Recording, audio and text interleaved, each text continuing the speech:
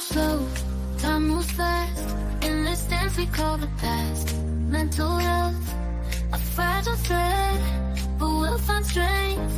Let love spread. Life's a climb, just take a step. Rise above, find your breath. In the darkness we will find a shining light to free our mind, to free our mind.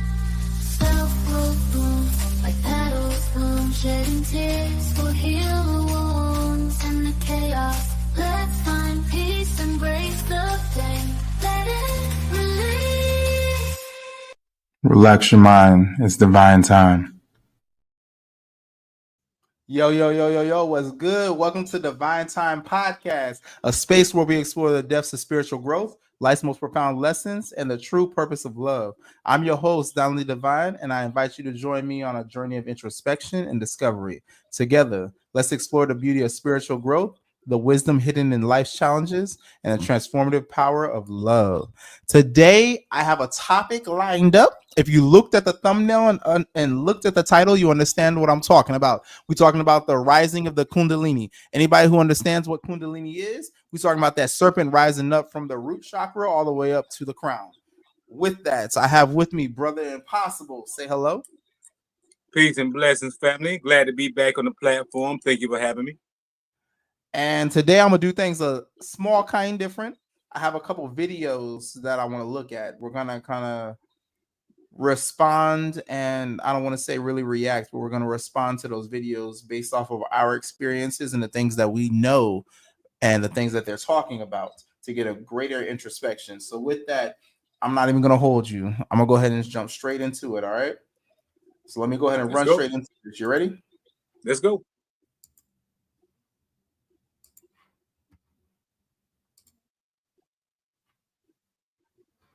All right. Boom. The nervous system, but anytime I would lay down and be still, my body, my arms, shoulders, and then eventually legs, shins, and feet had this amazing heat flowing through. Can you hear it, Impossible? Yeah, I can hear it fine. Okay. So as you start to go through this process and you start to work with energies at more subtle levels, I'd love for you to share a little bit more about your own experience of Kundalini energy and your own experiences with having that, those spurts and those growths, because then you can start to harness it and you start to harness your sexual energy, you start to harness your creative life force energy, and you can use it to expedite your own spiritual process.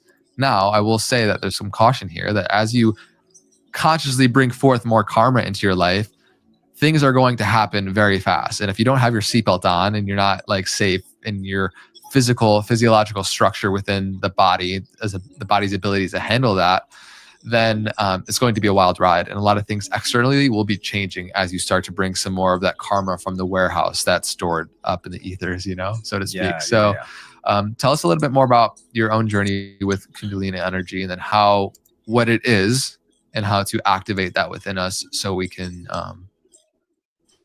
know thyself. Yeah. Well, so through practicing those three beliefs for a couple years time, like really every day was all about like, I'm going to find these beliefs at work in my life and I'm going to correct them. Pause real quick. And that. All right. Can you hear me?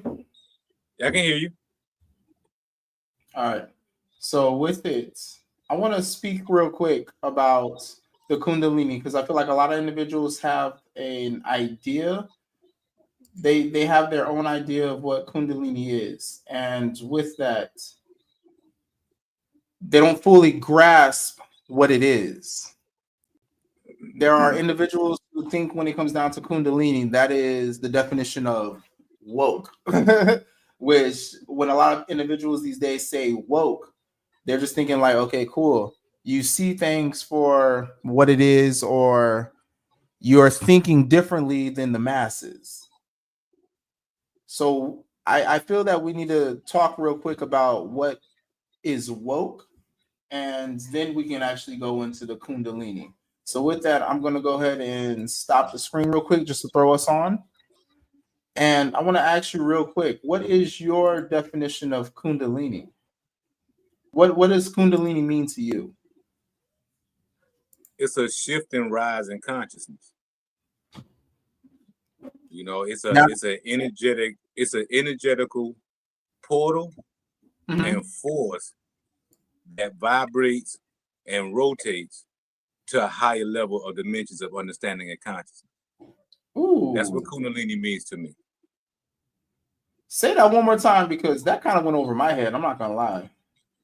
Well, okay. The Kundalini, when it awakens, it's a life force. Yet the Kundalini also resonate the 7 chakras. The 7 chakras is also wheels within wheels. It's an evolution within the wheels of light of consciousness between an energetic force that takes you beyond what it is that you're thinking that I am man. Okay. Because that's the whole thing about the chakras. So the Kundalini, it'll heal certain centers. So if you're using the centers of the chakras and the Kundalini force, and it's giving you life energy, it's shifting your consciousness, which means that in every cycle that you go through, it's taking you to higher levels of consciousness. So that for me, the Kundalini has been something that has allowed me to dig deep within myself for over a decade. Cheese and bread. So you've been working on that for like over 10 years. Yes. Ooh, cheese and bread. Okay. All right, cool. I was, you know what? We're gonna end up touching on a video that speaks briefly about the question I was about to ask about entering the Kundalini prematurely. Oh man, it can cause yeah, we're gonna get to that. Psychological yeah, that can cause a whole lot of problems. So what I'm gonna do is I'm gonna go ahead and share the screen. We're gonna put this video back on. We're gonna listen to this real quick. Okay. Yeah. So start that right over. Yeah, definitely. We can have some There we go. Can you hear it? Yes, I can hear it. All right. Shit, let's enjoy. And I'm gonna have the links for all the videos that I'm showing. As you start to go through this process and you start to work with energies at more subtle levels, I'd love for you to share a little bit more about your own experience of Kundalini energy and your own experiences with having that, those spurts and those growths, because then you can start to harness it. And you start to harness your sexual energy, you start to harness your creative life force energy, and you can use it to expedite your own spiritual process. Now, I will say that there's some caution here that as you consciously bring forth more karma into your life, things are going to happen very fast. And if you don't have your seatbelt on and you're not like safe in your physiological structure within the body, as the body's ability to handle that, then it's going to be a wild ride. And a lot of things externally will be changing as you start to bring some more of that karma from the warehouse that's stored up in the ethers, so to speak. Tell us a little bit more about your own journey with Kundalini energy, and then what it is and how to activate that within us so we can know thyself. Yeah. Well, so through practicing those 3 beliefs for a couple years time, like really every day was all about like, I'm going to find these beliefs at work in my life and I'm going to correct them with truth. And that allowed me to open up so much space in myself in a relatively short period of time, that sort of about 2 to 3 years after began these weird symptoms of first starting in the body. So like, hot pinpricks throughout the body. The most notable one is always this lava-like sensation of energy in your wrists, probably through your meridians, I'm guessing, in the nervous system. But anytime I would lay down and be still, my body, my arms, shoulders, and then eventually legs, shins, and feet had this amazing heat flowing through them that I can't describe it as, I wouldn't describe it as fire. I would describe it more like electricity, in that it felt extremely hot, but not painful. And that's when I started to feel like something is going on, in my nervous system. And I'd heard a little bit about Kundalini, but didn't really know much about it. So I started doing some research on like, is this a Kundalini thing? And sure enough, I found other people on forum boards and whatnot who were talking about these exact symptoms and the crazy vivid dreams.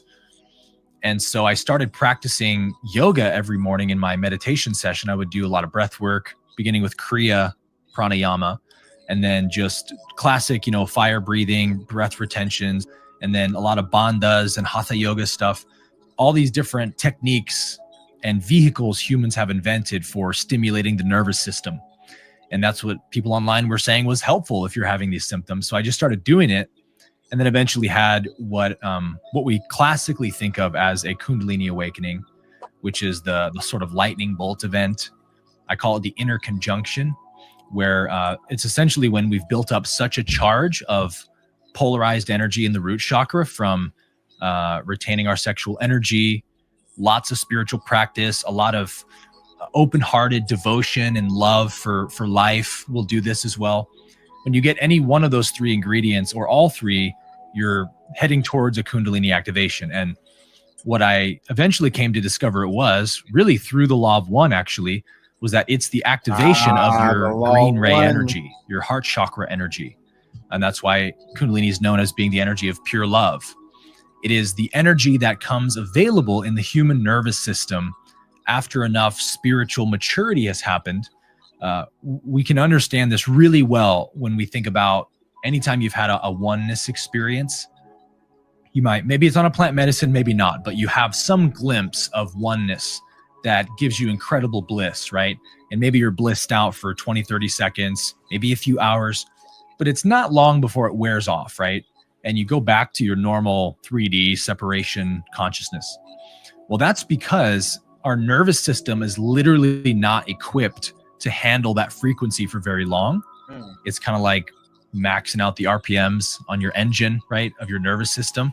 So we need to increase the bandwidth of our nervous system to sustain that frequency of bliss or love for extended periods of time or even permanently. And so the universe has this amazing, intelligent mechanism that has been evolved in our nervous system where when you put a kind of demand on that energy, it will come into activation in response to that demand and literally begin to upgrade your nervous system. And this is what we have heard called, some people know it as the nectar cycle. Some people know it as the sacred secretion. Amrita. Yes, Amrita. Yeah. So basically your sexual energy, I like to say that sexual energy is like the currency that Shakti uses to purchase spiritual evolution with. Meaning when you're not wasting your sexual energy all the time on personal means, it begins to be used for spiritual ascension. And that's most people's biggest hangup, right? Is they can't stop depleting their sexual energy, not just through sex, right? But even just your thoughts and your attention can drain it. So when you truly point your sexual energy towards the divine, and whether you're in a conscious partnership and you say, hey, I want to view sex not as how can I feel satisfied from this experience, but how can I give you love? How can I make love to you and experience you through this act?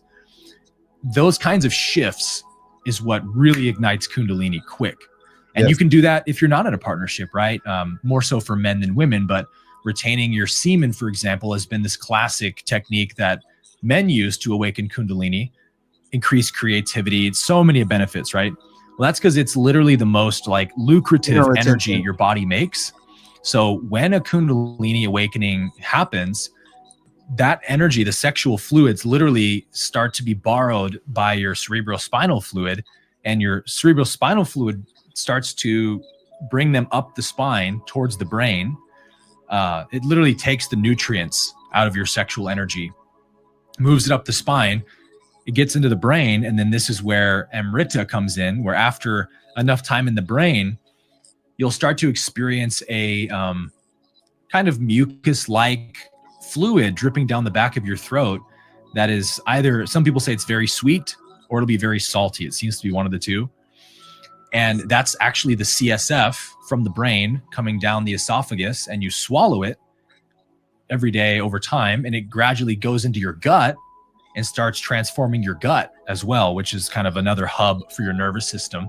So it's literally this energy that Kundalini starts moving upwards that is upgrading your nervous system to a higher frequency level, to a fourth density level. And that's why people who go through a Kundalini awakening, as I experienced, psychic powers start to awaken usually. psychic gifts, the heart chakra powers of empathy and really potent intuition, being able to feel what other people feel, being able to know things intuitively. That just starts happening for people usually. Another thing that happens is you'll start feeling really blissful. You'll just, oneness everywhere. Everywhere I look is unity, and it's just so beautiful and joyous. It starts to happen naturally rather than it doesn't take so much effort as it used to. That's another symptom of it. So the only reason that you're able to have those psychic abilities or experience bliss so frequently is because your nervous system has been upgraded. So that's really what Kundalini is. It's a neurobiological transformation that takes place in response to, again, putting a demand spiritually. Beautiful, beautifully said, articulated. I love the whole framework, understanding. And once you start to have the experience of that, like I've been doing various forms of Kriya yoga for like 7 years now. And I kind of go and do like immersive experiences here and there where I really try to amp up the voltage. I'm going at end of April to do an 8-day silent retreat with Sadhguru called Samyama. And Samyama, yeah. Yeah.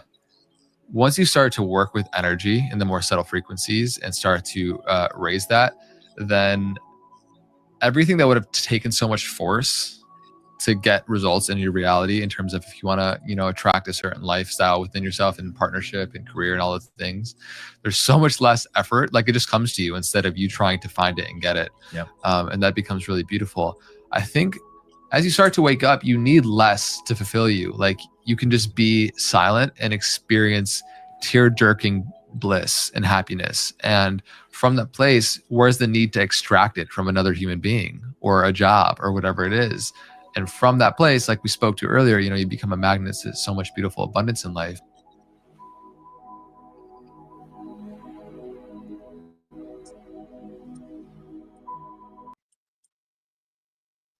So with that is a magnificent video. He goes into about the different ways that Kundalini can rise.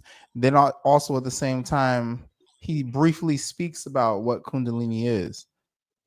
What do you have to say on that one, Impossible? I mean, he hit I saw you nodding your head throughout the video. Well, I mean, he hit on some very good things as far as what the Kundalini, what it is and what it does. The other thing is, what do you do with it? So the only thing that I say, what I would just put on that, like be able to use your energy or whatever that Kundalini rising for the enhancement and the evolution of your life, for the liberation of any strongholds that might have been on you, as he spoke about going into bliss. When you go into bliss and you have these particular moments, do you find yourself coming back to the same old turmoil? And if you're having a bliss moment and you liberated yourself from that, yet you come back and you return to that, I get into question about the Kundalini awakening. Why you gotta say it like that? Kundalini awakening. Because I want everybody should understand by now. Y'all know who I am. I'm a big jokester. At the same time, it's real. Like, because people are going around and say they had this Kundalini awakening, and they're complaining. And that right there, when people complain about a Kundalini awakening, I don't feel that they understand what a Kundalini awakening is. No, I'm talking about complaining about life. Period. Yeah, life. Period. Not just the Kundalini awakening, just life. That part right there. Yeah. All right. So first of all, I wanna before I even go into my interpretation of what he just said, I wanna address our third conversation that me and you had. Our first conversation was like, "Hey, how you doing? My name is D. I'm be such and such with you." Woo. You were like, "Hey, what's good?" And then you end up getting off shift and you end up moving on. And then the second conversation was, I sell jewelry, I do this. And I was like, oh, that's what's up. I was like, okay, entrepreneur, I respect. I was like, Black businesses, I support that all the way. Our third conversation, that's when you told me a little bit about myself and questioned me about myself. And you were like, so what is your gift? And I was like, well, I feel that my gift is whoop-de-woo, yada yada yada. You were like, is that your gift or is that what you feel that you have? And I was just like, nigga, what? So but going forward, I would have to say that speaking with you put me onto a lot of it caused my mind to wonder, and dealing with that wondering led me down the path of actually looking into what certain things were.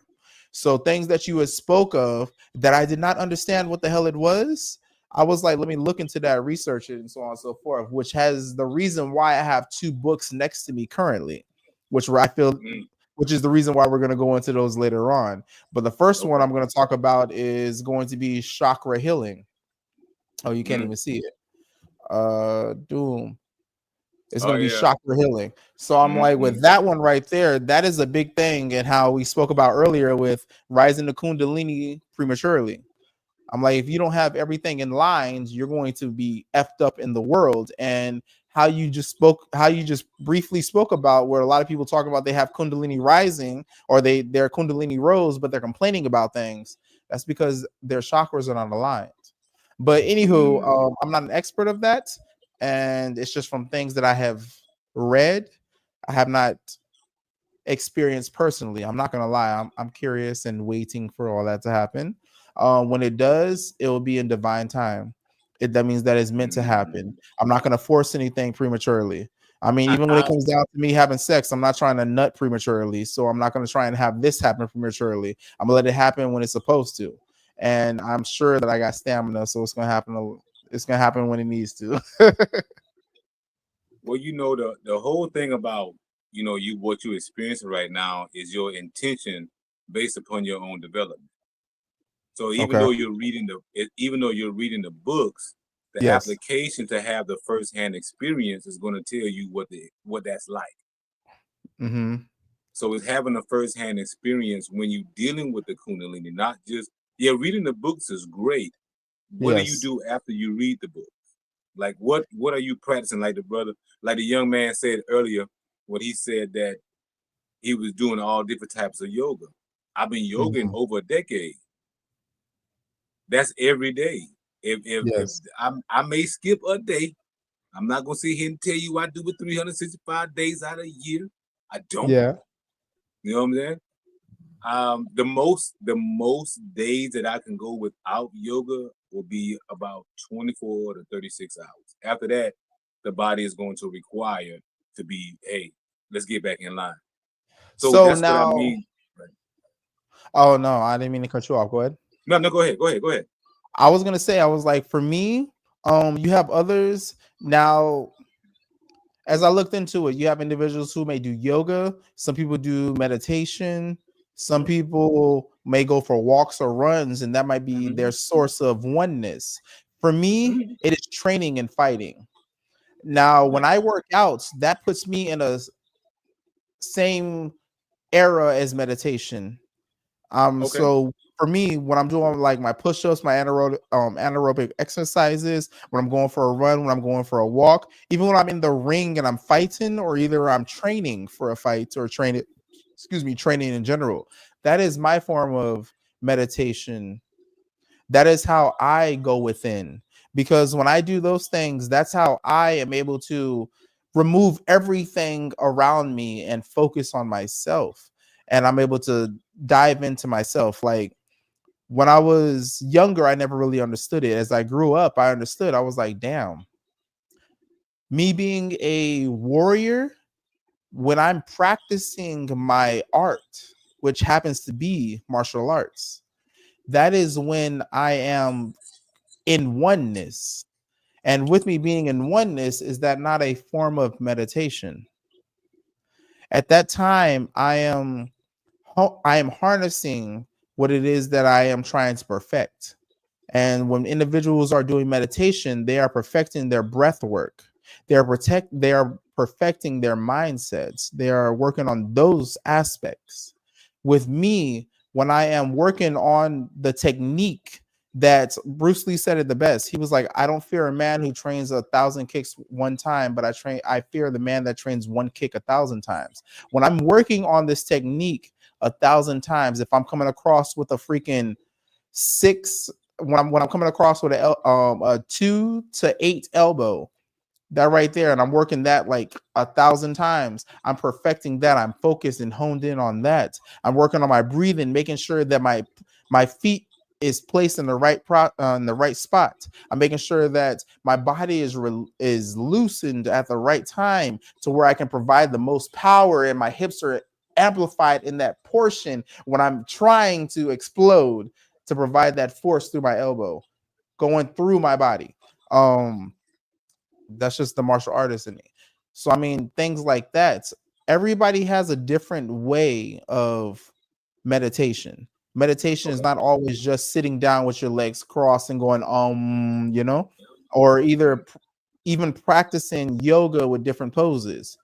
When it comes down for me, martial arts, I'm working on my flexibility. I'm working on knowing who I am. I'm focused on perfecting a particular thing, and in perfecting that particular thing, that is my breathing, that is making sure that I am one in that particular moment, to be able to allow source to hit me with anything that is going to happen next. There's been many times where I have been training, sparring, or even fighting, to where anybody who is an anime fan, you'll understand what I'm talking about. When I feel like I have ultra instinct, to where I can tell what the person's about to do before they do it, and my body moves naturally. And then my body responds. I asked this question. Yes, sir. Because ultimately we're talking about the Kundalini rising. Yes. You're telling me how you're using the body to move the energies through the body. Yes. So how is it applicable to the rising of the Kundalini? You're showing me outlets. You're telling me ways that the Kundalini moves through the body, how you can move with that energy and effortless ease. You're not even thinking about this shit. You in ultra instinct. Right?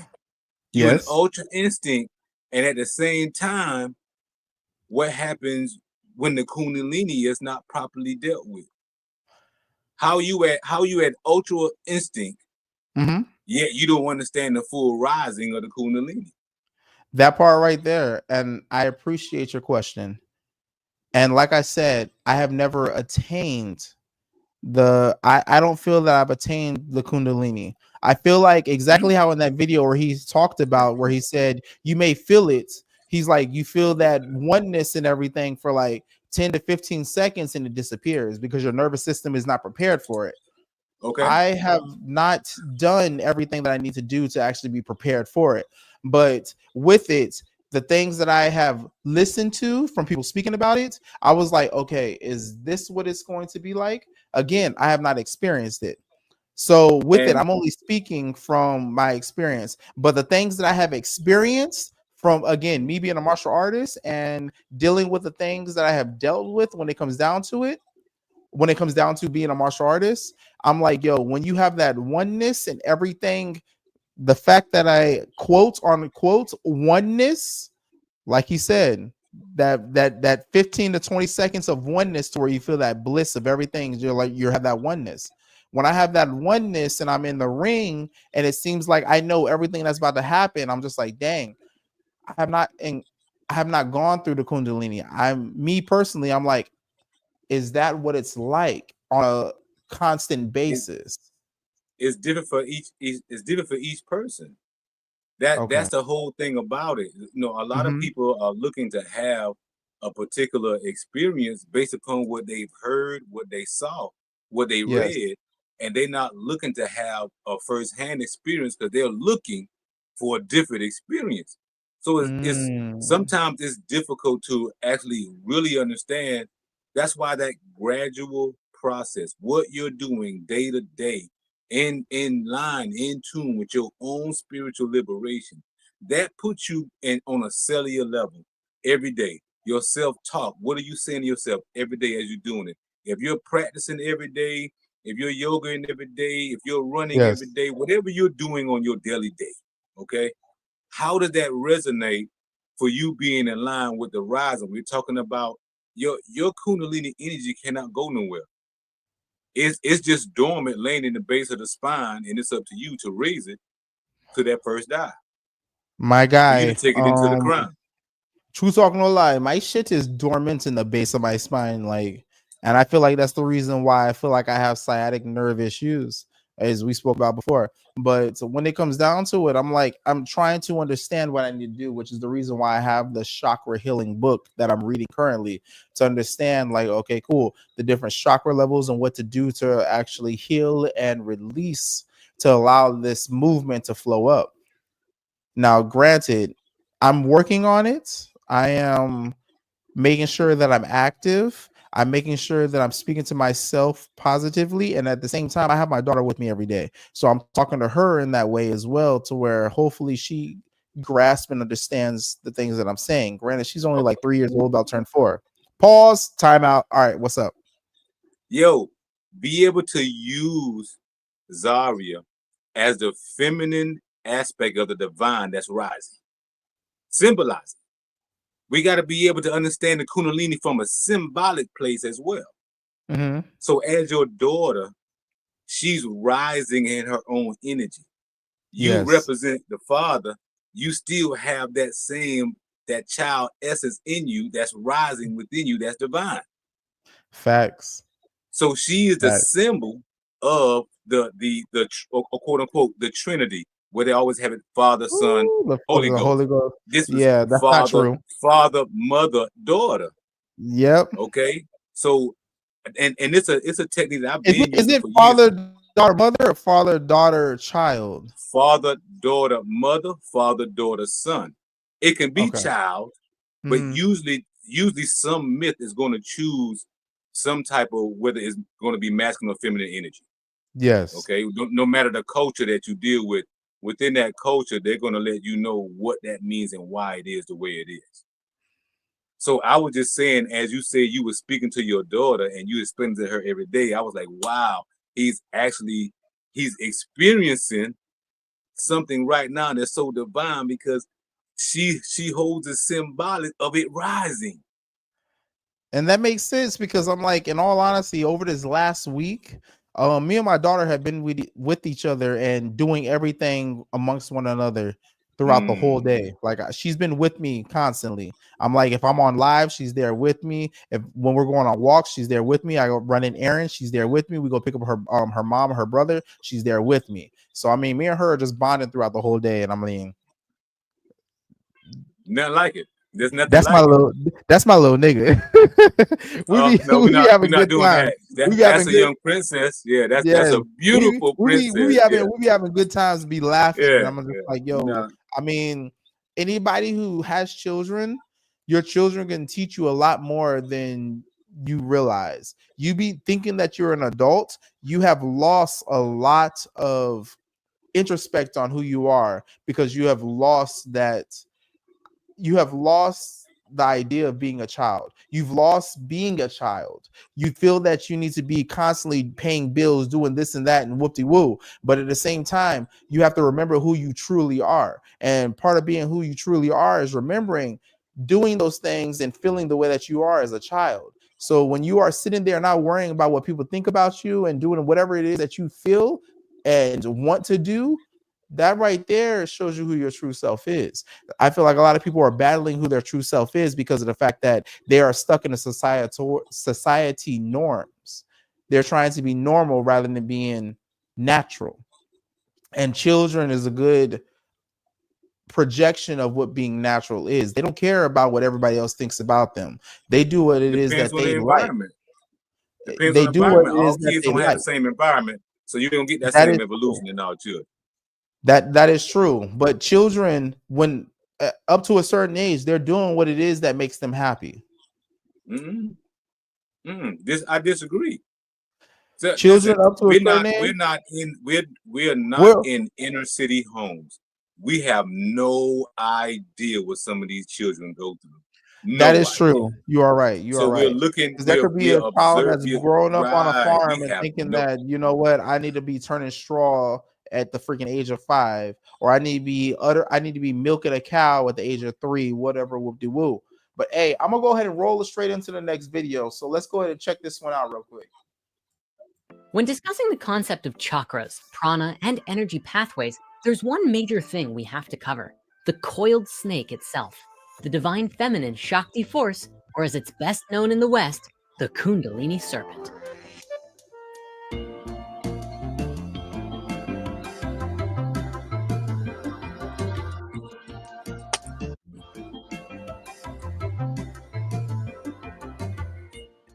In yogic philosophy, the Kundalini is a I gotta give a shout out to Spirit Science. They be dropping a lot of knowledge, and I'm not gonna lie, I be learning a lot listening to them. Anyway, continuing on. manifestation of the cosmic divine feminine known as Shakti, and is often said to be located in or around the root chakra, solar plexus, or at the base of the spine.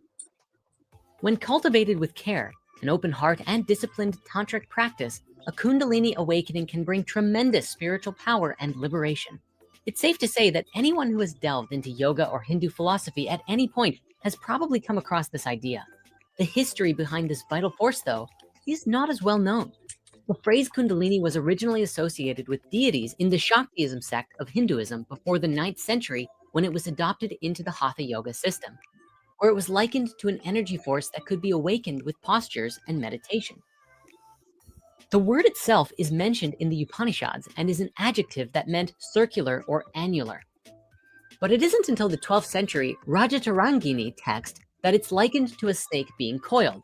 In the Mahabharata epic, there is a Naga, old school serpent deities, called Kunda, whose name is thought to have meant bowl or container, which probably had a linking effect too. Later on, after being taken in by the Hatha yogis of the 16th century, Kundalini started to become used as a technical word to describe practices, rather than being an energy or God force itself. Our modern visualization of it as a snake, though, can be attributed to the Indian spiritual teacher Eknath Easwaran, who translated the word as coiled power, saying that it was a force of energy coiled at the base of the spine like a serpent. Awakening the Kundalini force is said to open the chakras as it climbs the spine towards the crown, giving us great insight, knowledge, and psychic power as it moves through our body. And like the chakras themselves, everything from meditation and breathwork to yoga can serve to guide it into an awakening. Each chakra is said to contain special characteristics, and with proper training, moving the Kundalini through each chakra can help express or open those aspects of yourself, revealing the inner worlds of the divine forces and consciousness of the soul and spirit. It's worth noting, though, that many Hindu texts caution against Why he gotta write early Puff Up the Magic or without Dragon, a guide who can help you through it, as an awakening too soon can cause an imbalanced energy field and disrupt the flow and have some weird side effects too. Hindu tradition often tells us that in order to integrate the spiritual energy that the Kundalini brings properly, a period of careful purification and strengthening of the body and nervous system is required beforehand. While a guide can be helpful, you yourself need to be prepared by doing things like breathwork and meditation, exercise and eating healthy, and visualization to ensure a healthy awakening. But above all, like the Merkaba, the whole thing must be approached the with an Merkaba. open and full heart. Many gurus and practitioners who have successfully awakened the Kundalini energy have described the feeling as a distinct electrical or heat current running along the spine, or a cool breeze being felt along the tips of the fingers, almost as if you're floating. The Divine Life Society have said that during an awakening, supersensual visions appear before the mental eye of the aspirant. New worlds with indescribable wonders and charms unfold themselves before the yogi. Planes after planes reveal their existence and grandeur to the practitioner, and the yogi gets divine knowledge, power, and bliss in increasing degrees when Kundalini passes through chakra after chakra, making them to bloom in all their glory. Pause. Supersensual visions appear before the mental eye of the aspiration. New worlds with indescribable wonders and charms unfold themselves before the yogi. Planes after planes reveal their existence and grandeur to the practitioner, and the yogi gets divine knowledge, power, and bliss in increasing degrees, where Kundalini possess through chakra after chakra, making them to bloom in all their glory. Cheese and bread. In our world today, many people are starting to awaken this energy within them naturally as our planetary frequency is increasing, but many do so too soon. Funnily enough, mental problems associated with the practice of Kundalini work have become so common that there's even a Kundalini syndrome diagnosis in psychology. People like Turner and Barnhouse outlined a bunch of psychological difficulties appearing in people engaged in intensive spiritual practice in 1995. Later on, research in fields like transpersonal psychology found patterns of sensory, motor, mental, and affective symptoms associated with people going through a Kundalini awakening, and coined. I want to say I hate psychology. Psychology is like Scientology. They have a fucking answer for every goddamn thing that they don't understand. You don't go to the etymology of psychology and then come back to them. All right, we're gonna do that after this, okay? Do that while the video playing. Do it. Okay, all right, noted. I'm gonna do that right now. Yeah. The term Kundalini syndrome. Now, we're not saying it's dangerous or anything like that. The Kundalini energy is a part of you and entirely natural. So like the chakras, there's no need to be afraid of it. Many of the psychologists diagnosing mental issues or episodes associated with Kundalini work are simply not familiar with the Eastern systems and don't understand what's going on. So they call it a syndrome and misdiagnose it. Like plant medicine, a Kundalini awakening can purge much of the stagnant and negative energy within the nadis and meridians, resulting in a sometimes violent purge. But this should be seen more as a flushing out of the old to make room for the new, more than a syndrome or issue. It's even believed in New Age groups that all living things have a Kundalini, as it's a form of dormant spiritual energy that connects us to the universal cosmic flow. Following Drunvalo's account, even the Earth has her own Kundalini. Drunvalo tells us that every 13,000 years, a sacred and secret event takes place that changes everything. Mother Earth's Kundalini energy emerges from its resting place in the planet's core and moves like a snake across the surface of our world to wherever the next spiritual center will be.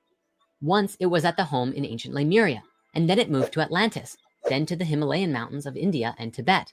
And with every relocation, it changed our understanding of what spirituality means to us.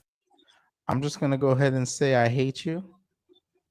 As a species, including a masculine or feminine dominance in our overall understanding. Recently, with much difficulty, the world serpent moved from Tibet to the Andes Mountains of Chile and Peru. Some people even believe it to be residing along with the sacred chakra of the earth inside Lake Titicaca. One thing can be certain though, whenever the Kundalini moves, a huge paradigm shift often follows, which could be the secret reason or code behind many of the events going on.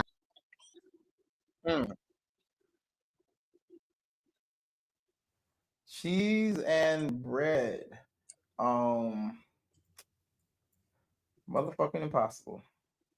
You motherfucking you. Impossible. Shit. What that nigga do? I'm gonna. What did I do?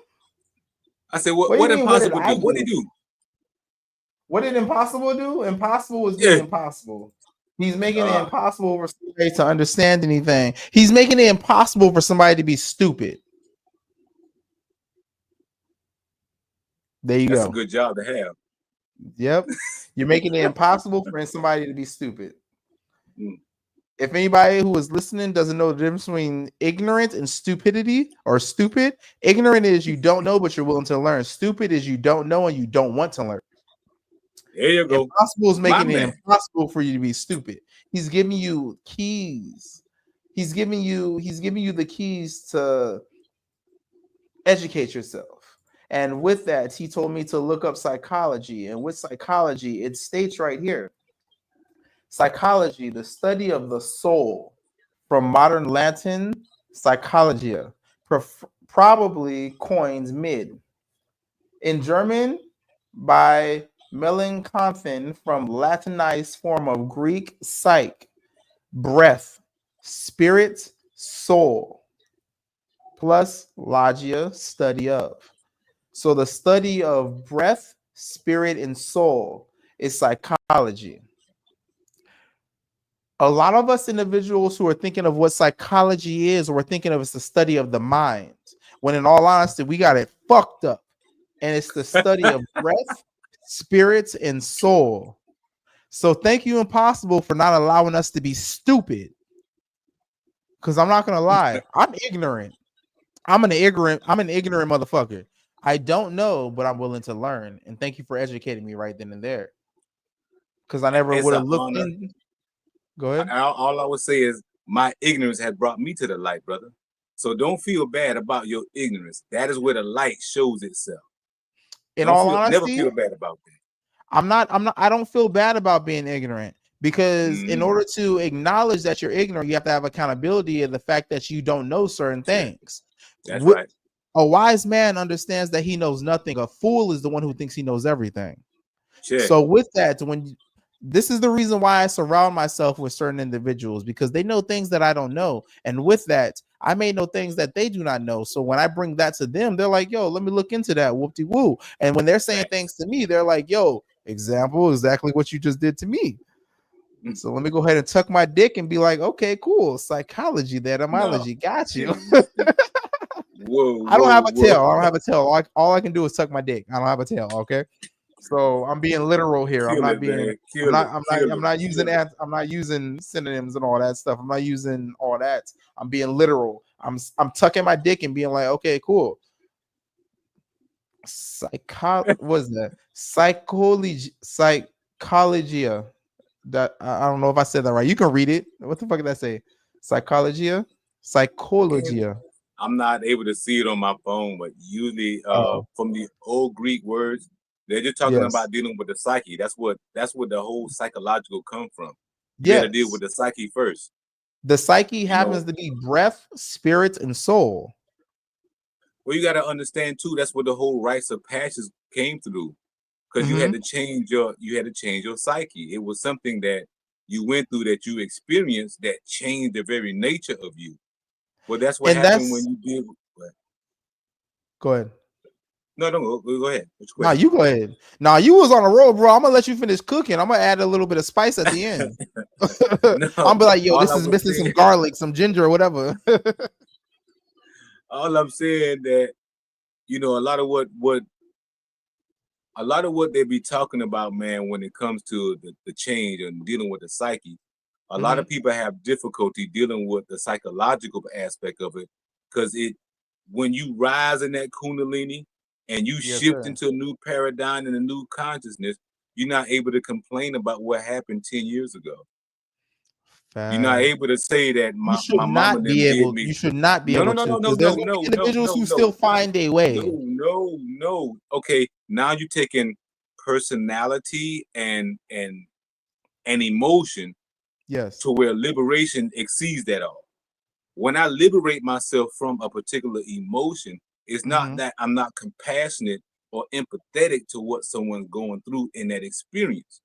It doesn't affect me that way to where I have to be like, damn that, or fuck that. Yo, I gotta say this real quick. No homo, I love you.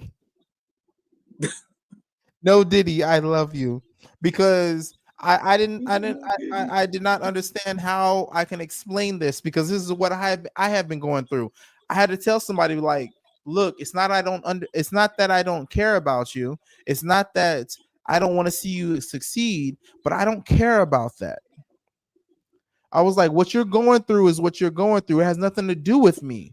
I was like, I'm not going to upset myself to give you gratitude and gratification at the fact that you're feeling a type of way. I'm not going to bring myself to the place that you are at because of the fact that you feel this way, but it has nothing to do with me. I've learned my lesson. I know where I stand. What you're going through is a lesson that you need to go through. I have progressed past that. And I felt like I low key, like the other side of me was like, you're an asshole for that. But at the same time, I was like, no, I'm not an asshole. The fact that I was able to lay down a boundary and express my boundary without getting upset and letting you know, like, look, this is all you, baby girl, baby boy, whatever, who the fuck it was that I was talking to. Right. Which I'm talking to, but I'm not gonna single them out. What you're dealing with is something you need to deal with. That means that where I'm at in life, I'm not going to bring myself to where you are to try and I'm not going to bring it's not even so much of to teach you, Because even if I were to bring myself to where you are, you might not listen to me, which means I just brought myself down to a lower level for no fucking reason. Where you are is something that you need to learn. And where I am is I need to understand that, you know what? We all have our own realities, and we all have our own experience. And with the experience that I'm living through is happens to be past where you are. So I'm not going to interrupt where you are. Kind of like if you want to go into how some people say you have the chosens with the Confederation and all that stuff, the Galactic Federation, where they're not going to interrupt into certain things and all that. I understand that, because why would I sit here and interrupt your growth? I'm not going to interrupt your growth and the things that you need to learn by stopping you from learning those things, by go ahead and put my foot in and interacting with what's going on to where now you're not understanding the lesson. I'm like, that's all you. I'm like, you got this. I have 100%, 110% faith and trust that you are going to make it through. Now with it, prove me right. And That's and why to piggyback on the video that you just showed, yes, where she sir. talked with the chocolate, they were talking about that chalk tea energy. Yo, thank you for the likes. I appreciate it. Here's a great book that you can pick up. Well, am I in there right? All right, I There we see go. Shaw. What? Hold on. Chalk tea. I'm gonna make you big, boss. I'm gonna make you big. What that There we say? go. Shakti. Shati. Okay. Shakti energy. That's what he was talking about. Okay. He was talking about a divine feminine energy. This is called Shakti. Shakti Realm of Divine Mother by Vanamala. Shakti energy. Shakti. So this is where it talks about that divine feminine energy and how it changes from time to time to time to time. It's still the essence of that same energy. It just transforms based upon the need. I take that back. Based upon what is required at the particular time and what's going on, that divine feminine energy presents itself. And this tells nothing but stories. And it comes from a Hindu mythology. Mm-hmm. And it really just kind of breaks down. Yeah, I like the brother right there as well. It's kind of just breaks down what's really going on from the Hindu mythology, and it telling you the story of the divine feminine energy. Hey, because of the fact that you brought up the Shaki, I'm gonna go ahead and start this video. You ready? Yep. If you activate this dimension of energy, other dimensions of life will open up. One thing is, are you ready for those dimensions? Kundalini yoga in its essence is the most dangerous form of yoga. I'm saying dangerous because it's the most potent also. If you have to jump into an abyss, you should be insane, or you should have enormous trust in somebody.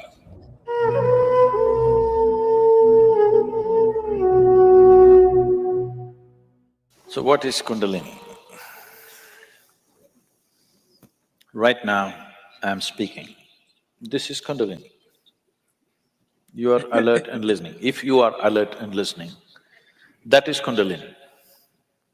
A flower is blossoming, that is Kundalini. A dog is barking, that is also Kundalini. Or in other words, the fundamental life force in the existence, we call it Kundalini. Now, within the system, within the human system, if you look at this as a kind of a life package, it's a piece of life. This piece of life is packed in a certain way with layers of this energy. One dimension of energy comes alive immediately because that is necessary for your survival process. The other dimensions of energy will not come alive unless you do something about it.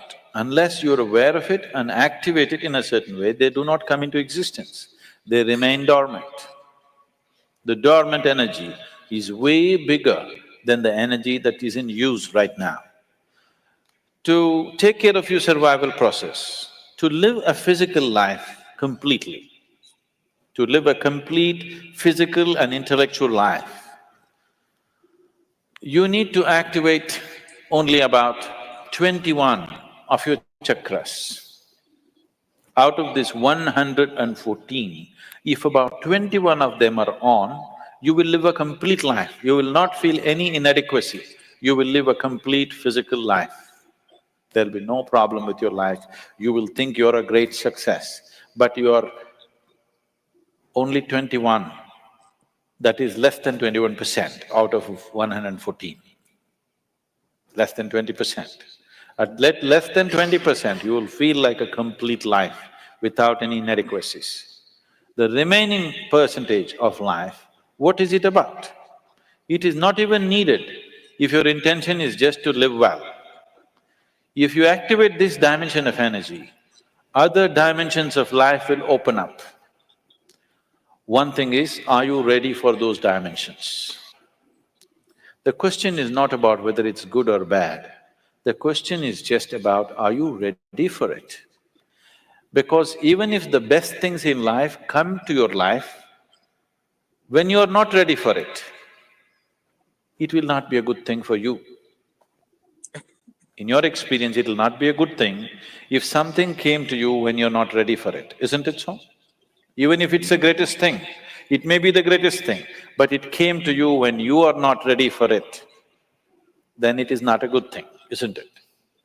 So are you ready for it, is the first question. How you If you're doing, ready for JC? it, what Welcome, can we welcome, do for it? welcome.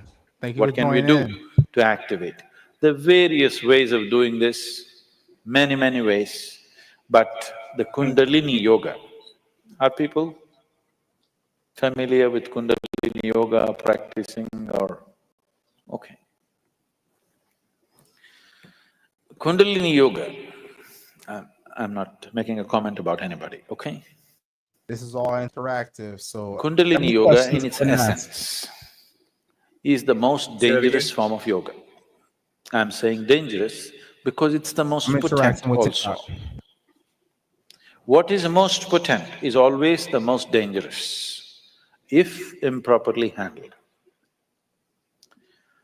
There are various kinds of energy in the world right now. Even the electricity is being manufactured produced in so many different ways. One of the ways that we do it is through nuclear reactions, nuclear reactors rather. It is the most efficient way of producing energy that we know right now, but it is also the most dangerous way, isn't it? When things go wrong, they go seriously wrong.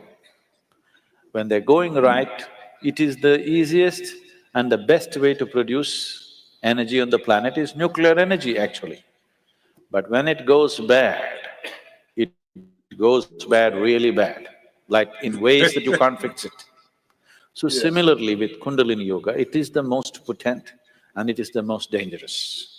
Without the necessary preparation and guidance, definition of shooting without shit hits the expert fan, right? guidance, constant guidance and observation, nobody should ever attempt it. But the problem is, books have been written about it and everybody wants to do the highest yoga.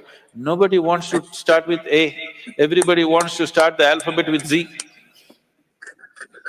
This attitude itself is dangerous.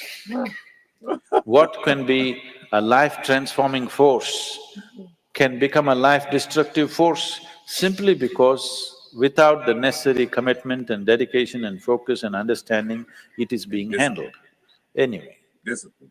about rising the Kundalini. If the Kundalini rises, the dimensions of your life will Discipline. change so rapidly that you must be willing to make the outside adjustments equally quick. Real Otherwise, tough. things will fall apart in a big way. Mm. In the classical yogic traditions, there is a certain type of yoga we teach for people who live in family situations. There is a certain other type of yoga we teach for ascetics. In Isha, we have both the forms. We have ascetic yoga and we have the general yoga. We will never teach you the ascetic form. That is the most potent way to do it. But it will demand a certain dimension of discipline and focus which your regular lives will not allow. If you do that kind of yoga, it will dismantle your outside life instantly. Now, this yoga is not designed to dismantle your life. This yoga is designed to make your life happen better. When life happens better, when things happen better, you make more money, your business is going better, your profession is happening better, you are generally, unfortunately, your longing to seek the higher becomes slower. Yes? So in the real sense, it is not the good way to do it, but it's the only way it works in today's world. And it's the only way it works for majority of the people. For a small number of people, we can do it other ways. We can bypass all these things and just do very powerful ways of doing things, but it will dismantle all social structures around them, which is not good for everybody to do. So these are different dimensions. Kundalini yoga, if it has to be practiced, you must be in a certain kind of atmosphere. You cannot live in social situations and do Kundalini yoga. Otherwise, in the name of Kundalini yoga, you're doing something simplistic. Otherwise, Kundalini yoga can transform the way you are within days. Suddenly you find you are a stranger in your own home within 2 days of practice, because it will change everything about you. Preach. So can we raise the Kundalini? Yes, we can. One way is to create a conducive atmosphere so that slowly it rises. The other way is to provoke it in such a way that it raises quickly. If it rises quickly, then everything changes dramatically. If it rises slowly over a period of time, changes will happen slowly, you will be capable of handling these changes over a period of time. But if it happens very quick, then you will not be able to handle the changes. Things will look like things are falling apart.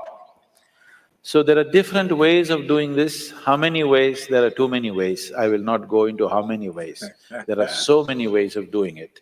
Essentially, there are 112 ways of doing it. 112.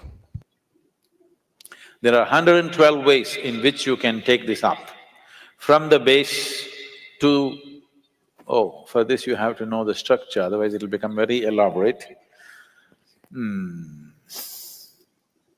Out of these 114 chakras, there are 7 which we recognize as 7 dimensions. Out of this, 6 are within the body, 1 just outside the physical body. So if you employ these 112 methods, How you doing, you will JC? handle How the you doing? How 6 you doing? chakras. The 7th one you cannot handle. There are 112 ways in which you can attain to a chakra which we refer to as Agna. But from Agna to Sahasrara, there is no way. Type in anytime. There is no way to do it. You just have to jump into an After this abyss. video, type any If you questions. have to jump into an abyss, That's it. you should be Kundalini insane, rising. Let's go. or you should have enormous trust in somebody. Somebody says jump, and you are jumping because you have such a deep trust in somebody that when he says jump, it has to be good for you. You simply jump into a bottomless pit. So, the journey from the Mooladhara to Agna, there are 112 ways to get there. But from there to there is no way. It is just one jump that can happen in trust, in devotion, or in madness. Choice is yours.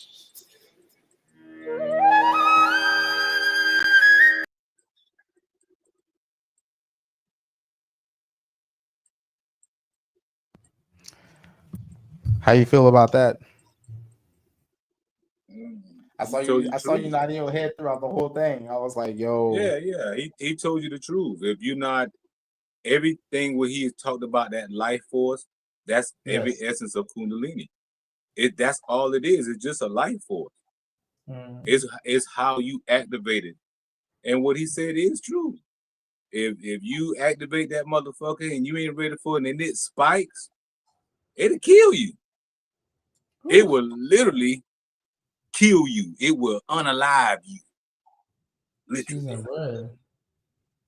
You know what I'm saying? So that's how powerful the energy is. Yeah. That's how powerful the energy is. That the nervous system, the body, and the organs is not ready for that type of energy to come through, and you activate it, and you like, yeah, I'm doing some hot shit. That'd be cool, but you gonna have to deal with that hot shit. So yeah, he had again. I've been doing yoga for many years. I do a yoga practice that's probably I do a yoga that I know is not traditional yoga. I have poses from yoga. Yes. But what I do is not traditional yoga because I don't know what I'm gonna do some morning. I wake up in the morning when I start yoga. That's the yoga process. That's I have a me. Go ahead. I'm gonna let you finish because the question that I have you might end up answering. I was just saying that's me allowing the energy to move through me. That's me allowing the energy to move upwards. Again, if we're talking about 7 dimensions, every it's like moving portals within. Yes. That's why the journey is within so in depth. So when you're journeying through, it's whatever you reveal. You know, can you take what it is that you're getting, that energetic force, that macrocosmic in your microcosmic mind? Can you understand that? Can you put it in context? Or So it's too powerful? I mean, shit. I know that I can put it in the context. I got a couple questions for you. First question is going to be when it comes down from the religious aspect. How can the religious aspect fall into this? Because I mean, we've seen What? how. Whoa. Hold. Kundalini is not religion. Let me finish. Let me finish. Because we have seen how, as of lately, they've been saying that yoga is demonic. Like when it comes down to religion and all that, they're trying to say that yoga is demonic and breath work is demonic. And I feel like personally that shows exactly where the religious system is. To where as soon as I was about to say it, something in me was just like, yo, don't go there. It's stopping me from saying it. But ultimately, I think that you understand what it is that I'm saying. No, I don't know what you're saying, but I'm gonna say it for you whenever I get the mic. Okay, you got the mic. From when you're talking about Kundalini and they trying to demonize Kundalini, understand? Yes. Religion was created by conquerors. Spirituality is a harmonious living in nature and cultural standards. Okay? All right. Religion was created by the conquerors. Yes. So just like the history. So the idea that someone is demonized something that's helping another individual to evolve and enhance their lives shows that there are demonic. Mm-hmm. So I don't. The religious aspect of Kundalini, how can you even talk to me about that? Like how you can't even get religious with Kundalini. Like how you gonna get religious with it? Like how? It's a life force energy. Like how do you religionize that? And that's the thing, though, because in this day and age that we live in, for example, if you think about it, the country we live in, America, is based off of religion, which happens to be Christianity. But I'm not going to go too deep into it because I'm not going to turn this episode will turn into something a lot longer than I want it to be. So I'm gonna go into my next question, which is going to be, what time do you wake up, and can I bring my daughter with me because she's not in school yet? How can we tap in with you on doing the yoga poses? I get up around about 5 a.m. in the morning. Oh, it's not my. I take my grandson to the bus stop at 6:20 every morning. Okay. All right. Then the second hour I have from 6:30 to 7:30. That's when I get me some reading in. Okay, because personally, right now, I take the wife. Currently, I'm taking the wife to work. I'll be back at around like between 6:15 with my son. But I gotta take my son to school. I'm there at 7 o'clock to drop him off. I have my daughter after that, so I'm like 7 o'clock to the rest of the day. I'm with my daughter. So I was like, yo, how can I tap in with you? Is it possible? As far as yoga, I know it's possible. it's definitely possible. It's just going to be where time is constrained. You know what I That is mean? Because perfectly I fine. work. I normally go to work and leave here because right now my daughter car is down, so we down to one car again. So that means Oh, me taking sounds her like divine back. time, my guy. Right. Sounds like I can So come, we it can do sounds what we like, do, and I can drop you off at work and head home. I don't work in the same place no more. I So I'm no understand. longer. I'm tracking. I'm Yeah. like, I got an Oh, we have electric we have to to talk off move. camera, bro. We have to talk Yeah, off camera. we can talk off Yeah, camera. the But way anyway, my life set up the right now, possibility. the reason why I get up now, we may be able to do some virtual stuff. You get up, we Mhm. can link each other online and we can get through it. But I tell you, and all honestly, my time in the morning, that 5 a.m., that 4 a.m. in the morning, ain't Yes. nobody involved in that. That's my time. Okay. That's tracking. You know what I mean? Because I get Yeah, up at that's I get up at I don't let 4:45 to make sure I can do what I need to do with the wife. So I mean, I don't 5 allow o'clock and later is when I'm free, really. my time. I get mine early in the morning because Mhm. I know late in the evening I'm gonna have my grandkids. So Yes, I'm sir. not gonna be able to get into a particular zone in the morning in the afternoon at 5, 6, 7 o'clock. That's their time. They Yeah. papa. He want to go outside and play. He want to go play in the sand. He want to run around the house. That's what he want to do. He want to build blocks. He want to build cups. Whatever he want to do, that's what we're doing. But Same 4 with o'clock, mine. 5 o'clock in the morning, I know everybody sleep, Mhm. and I can get into me. So I use that as me time. Yes, sir. I don't think I will ever let anyone in a me time. I'll do Understandable. something. I'll do something after that. But that me time, yeah, that's just I don't know how to be on a device at 4 o'clock in the morning. Like, So real quick, I gotta ask real quick. Anybody? So what? If anybody was trying to get in touch with you, how can they do that? right, you just got it right there on the screen. Impossible vcd@gmail.com. Get your spiritual counseling. Sit down with it. Let's do a one-on-one. We could do a Zoom talk. We could do it for an hour. It'll be recorded. It'll be given to you. You can ask all the questions you want to. I am not a person that you're going to spend an hour with and rant with. You are not going to pay me to listen to you rant. Call your friends, call your homeboys, call somebody like that.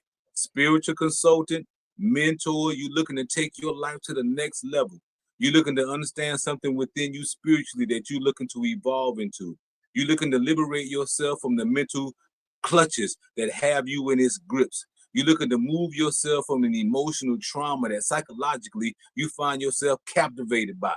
You find yourself captivated by the trauma. When you want to release yourself from that, impossible. vcd@gmail.com. Book yourself a session. Respect. Hey, you already know how I do, boss. I had to do it one time.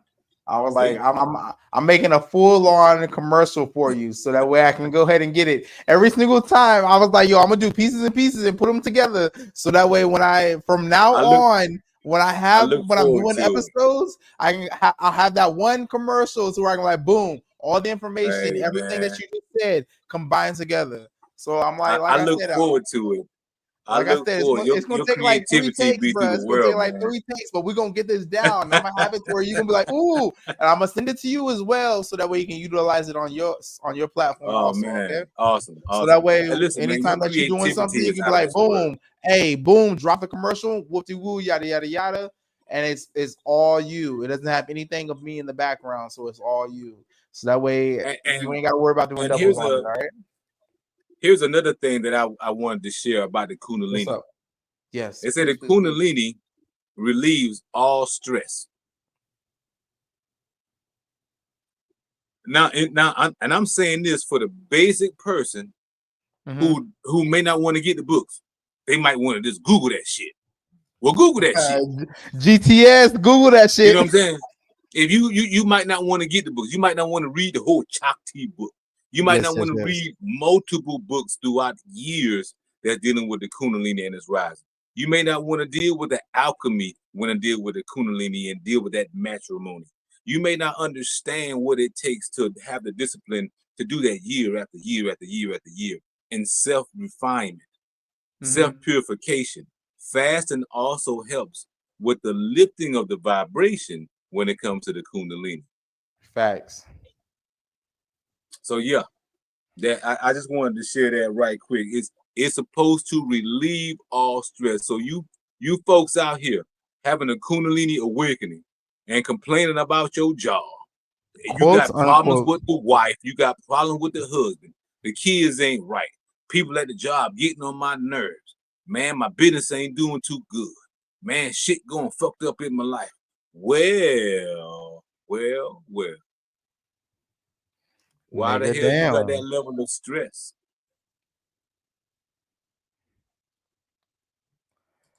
Yo, you know what's real? You know what's real funny? I was talking to a coworker today, and with it, I mean, granted, like I told you earlier, I was like, look, I cannot say that the Kundalini has risen in me, but I understand. I have a grasp and understanding of what it is. Now, with it, I end up. She posted in the work chats and everything, and she was just like, "Look, can anyone?" She was like, "Yo, hold on, let me see it." Pull the question up. I'm pulling it up right now. She's like, please let this be the last time I work a whole shift by myself. These people are being so rude and it's about to put me in tears. And somebody ended up saying, I'm sorry. And then the store manager's like, yes, ma'am, I hired some new people, so this will not happen again. I'm sorry. And this person's like, I wouldn't mind if they weren't being so mean, but it's just person after person. I'm like, look, protect your energy. You know, these spirits, they just want to make you as miserable as them. Self-projection, we have to kill them with kindness. And she responds with, I have been since. She's like, I have been since I got here, but now it's getting to be too much. I'm like, how does that passage go? He will never give you more than ... question mark, as in he will never give you more than you can handle. And I ended up going in to grab, I'm not gonna lie, I went to grab a beer, and she was like, I was like, and what does that passage say? She was like, well, people perceive it differently. And she was like, some people perceive it as in he'll never give you more than you can handle, or never give you more than I forgot what she had said. Damn. But even so, I was like, okay, well, when it comes down to exactly what you're dealing with, I was like, you have to look at it. I was like, when it comes down to it, the way that you look at the situation is the way that you can handle the situation. So I'm like, if it is certain things that, if whether you feel that it's okay, something you can't handle, or you're ready to walk out, you don't want to deal with this, it'll never give you something that you cannot handle, something that you cannot deal with, anything along those lines. I was like, so when you look at it, for me, I was just like, look, I wouldn't allow it to beat me up, because in all honesty, I'm looking at it as like, all right, cool. Y'all feel this way. That has nothing to do with me. I recognize that is projection. So with that, I would handle it accordingly, to where if you're projecting how you feel on me, I'm just gonna go ahead and I'm gonna give you how I feel. Like, all right, well, enjoy the rest of your day. Is there anything else I can help you with? Dealing with the customer service and the position that that I work in, So I'll just be like, all right, cool. I was like, all right, bet. I would not drop myself into where they are just for their satisfaction. And with it's something that I'm working on, which I understand when it comes down to the root chakra, that right there is dealing more with lust. And I feel like with the things that I'm dealing with, it's more in lust, which I'm not gonna lie, I'm a horny ass motherfucker. Like, I'm true talking, no lie. I'm just like, but that's something that I'm working on. I'm like, all right, cool. The semen retention, and also at the same time taking my mind out of that mindset, which I feel like the rest of my chakras are in lines, but I'm so focused on the root chakra. But going back to the story at hand, I feel like this individual is being tested on something that they may not realize is a weak point in their life. something that they need to work on. So the thing that I feel that they possibly need to work on is dealing with the criticism of others, what other people think of them, or what they feel that other people think of them. So that would really come down to what? The heart chakra. If we were to look into it in actual chakras, that would be the heart chakra, what they feel towards others, and what they feel that others feel towards them, right? No, what do you that is not what the heart chakra is. The heart chakra, I know, deals with love, with that frequency of love out. Yeah, but it's not gonna give a fuck about what happened in your life. None of the chakra systems.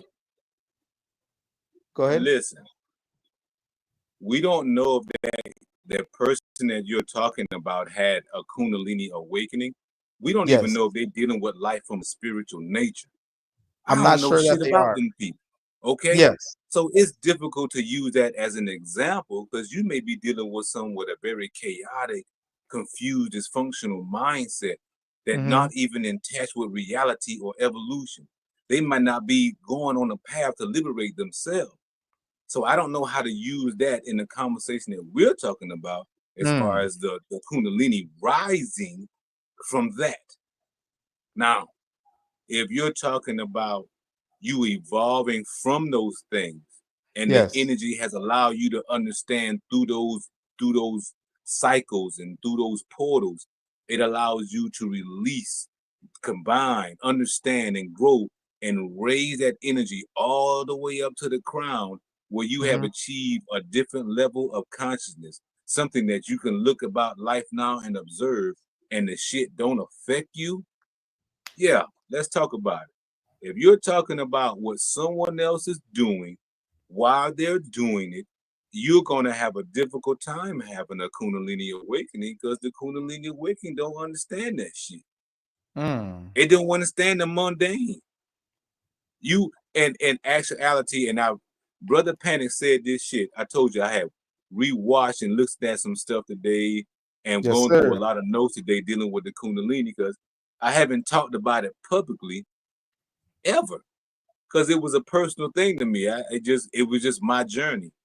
And he said, and this is 11 years ago, he said, mundane thought suppresses the Kundalini.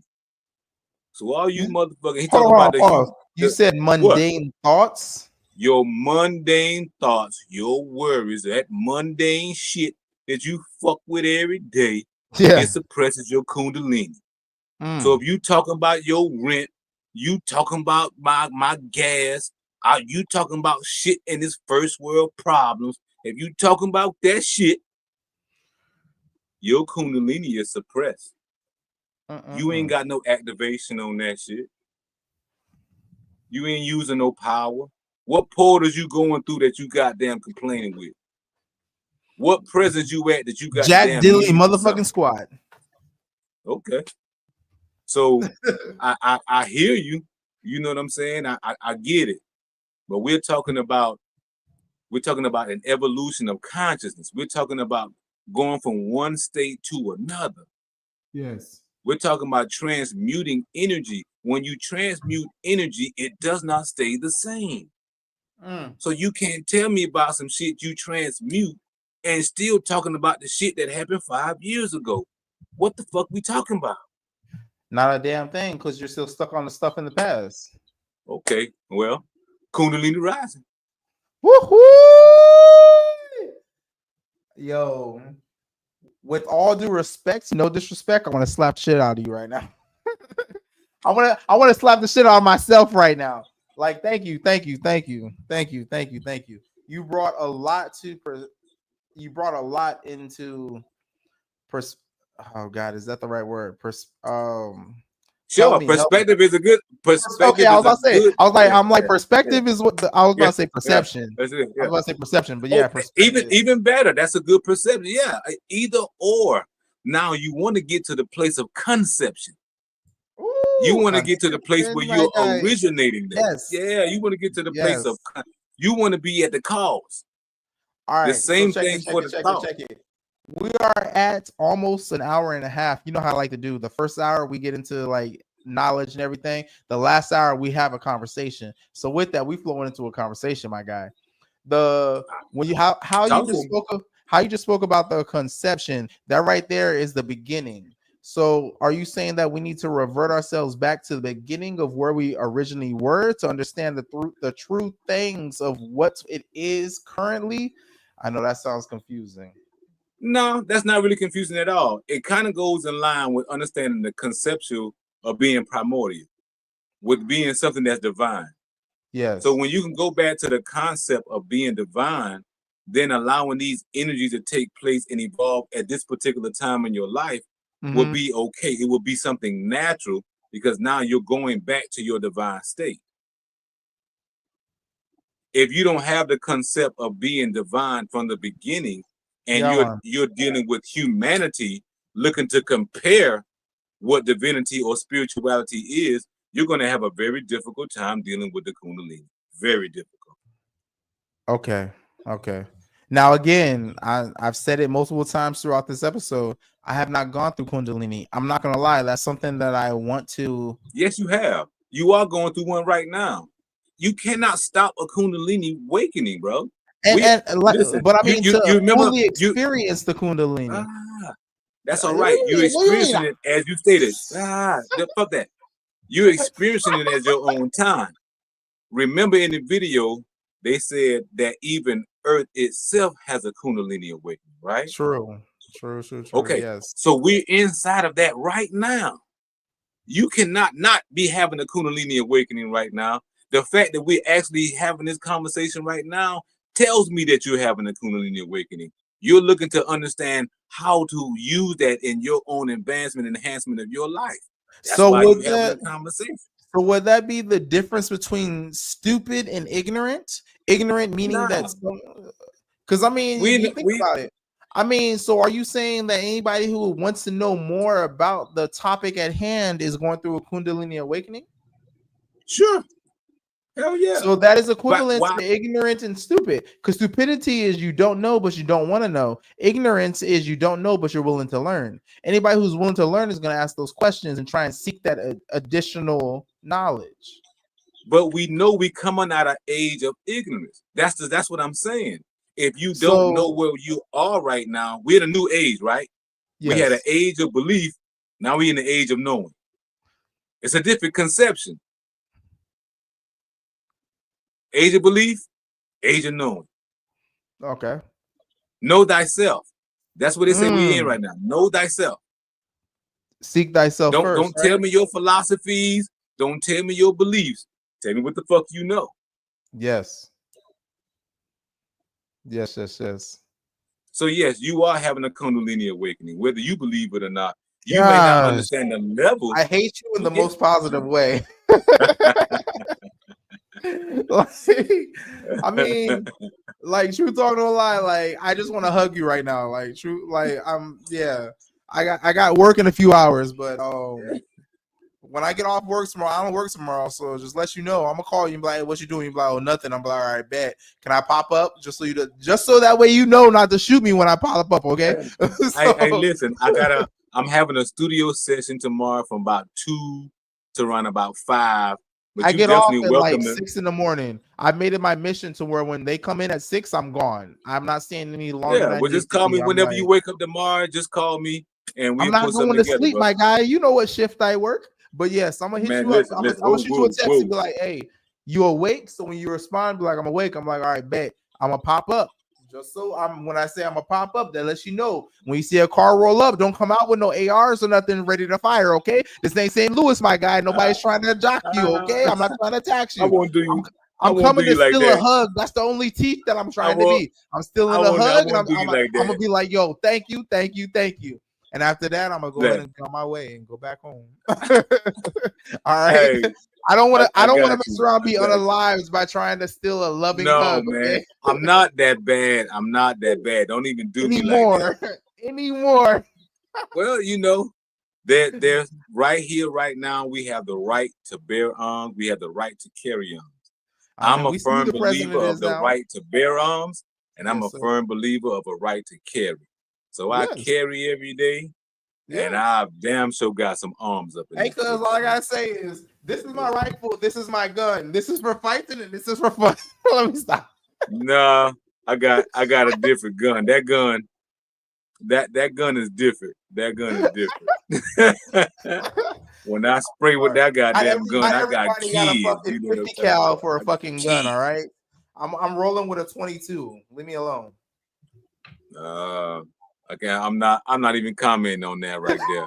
All I can say is when the Kundalini comes through, bro, it's something that it's an enlightenment. It's again, you can never learn too much. Now, again, the same thing, along with the reading you're doing, how are you making that applicable to your life? How are you able to utilize that which you're learning every single day?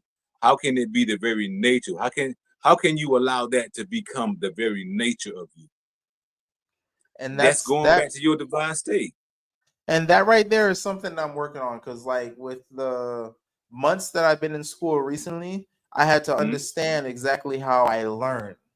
And with that, I've tried multiple different learning styles because I've been out of school. I've been out of school for a long time, so I had to understand how I actually truly grasp the information. And with that, I thought that just repeating it would help, but come to find out, all I need to do is slow it down. When I slow it down, I grasp it. And then with that, to be able to actually, I'm a visual learner. So just reading things does not help me. But when I'm able to read it and incorporate it into my life, that's when I understand it. And my daughter is the same way. So understanding how she needs to learn, with me understanding this now, I'm able to teach her. My son, he's like my wife. He can read something, he grasps it, he understands. But with this is one of the reasons why me and my daughter have been gravitating more and more towards one another, because she has the learning style of me. We're very hands-on. If we can take it and apply it to how it works in our life currently, or understand it currently, or based off things we have gone through, we are able to sit there and fully understand the knowledge that's going on. To where the thing, for example, the things that you said, I was able to take it and think about past experiences and be like, okay, that makes sense. And now I'm able to understand it. When that was the missing piece of why I didn't fully understand what was going on, even though those things happened in the past, when the way that you said it, and for me to be able to be like, okay, cool. Now I found that missing piece to the puzzle, which therefore made it all make sense. So I feel like when things like that happen, that's when it's just like, aha, I have that aha moment. And that allows me to understand, grasp, and allow this Kundalini to rise. Because if I'm not understanding what it is that I'm feeling, if I'm not understanding what it is that I'm reading, because I can't say I'm learning anything if I'm not understanding what the fuck it is that I'm reading, you know? So if I'm not understanding that, can I really grasp what it is that is happening? No. So I need to understand what it is and be able to apply it to truly be able to explain it to myself, to be able to explain it to others of what is going on. Which I don't really care. So at this point in my life, I don't care to explain to others, because I can tell somebody the ABCs, and they may not agree.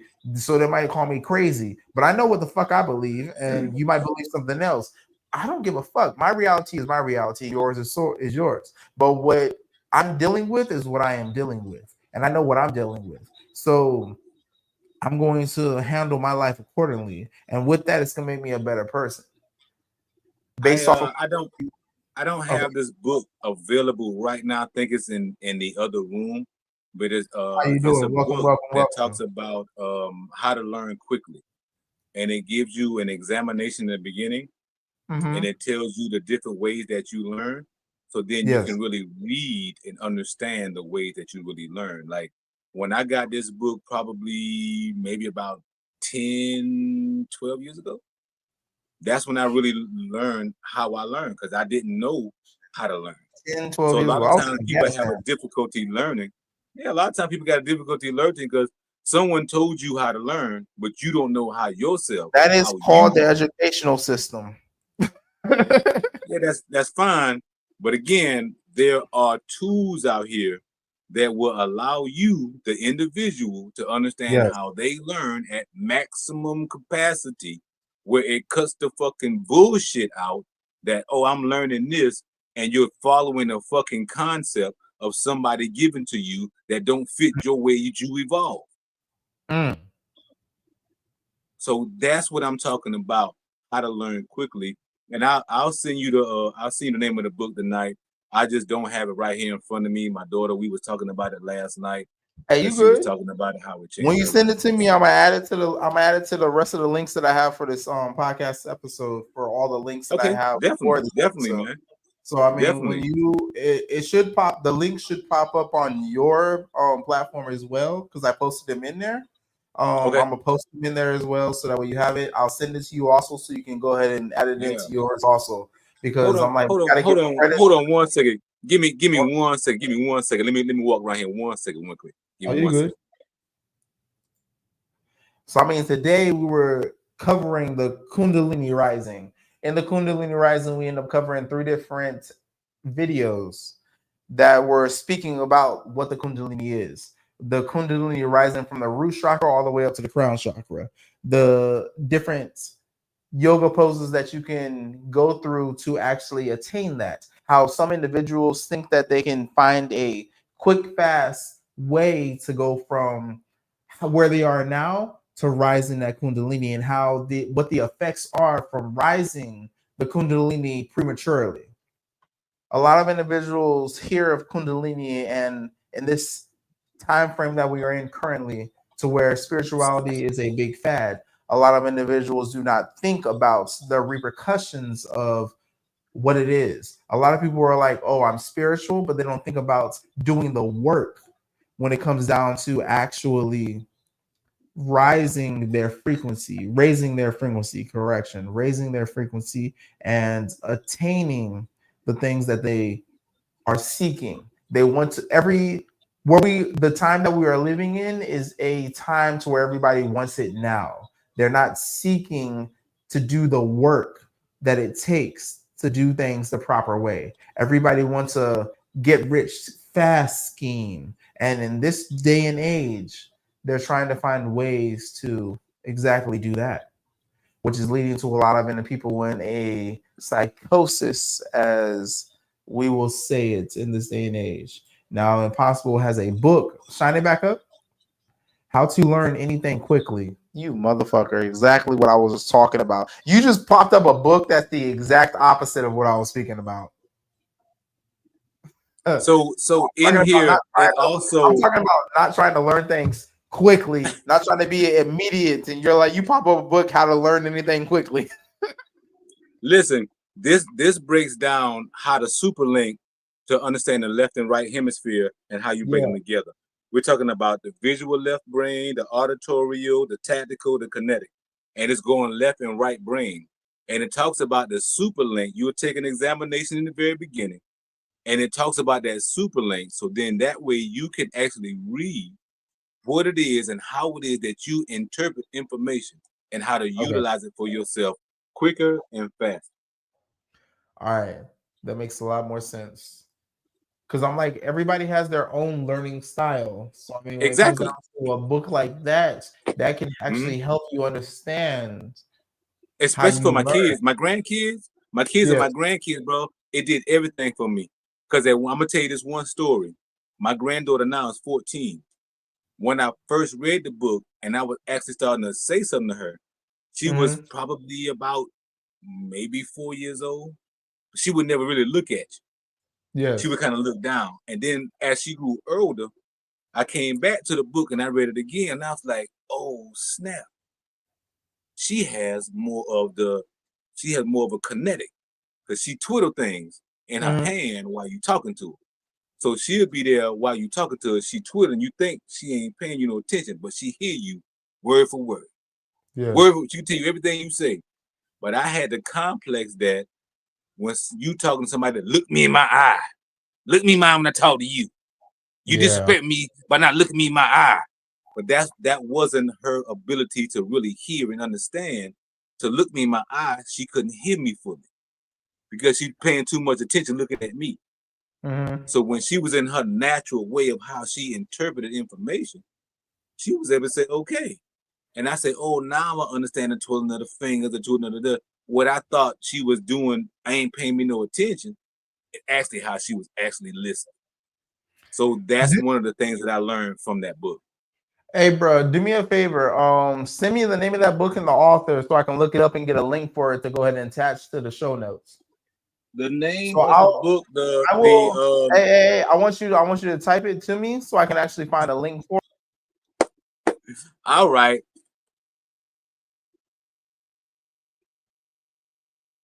How to learn anything quick. Them super links is the truth, man. Once I learned how I learned, it was on. I could do anything I want to do in a short amount of time. I just got to give myself the time to do it.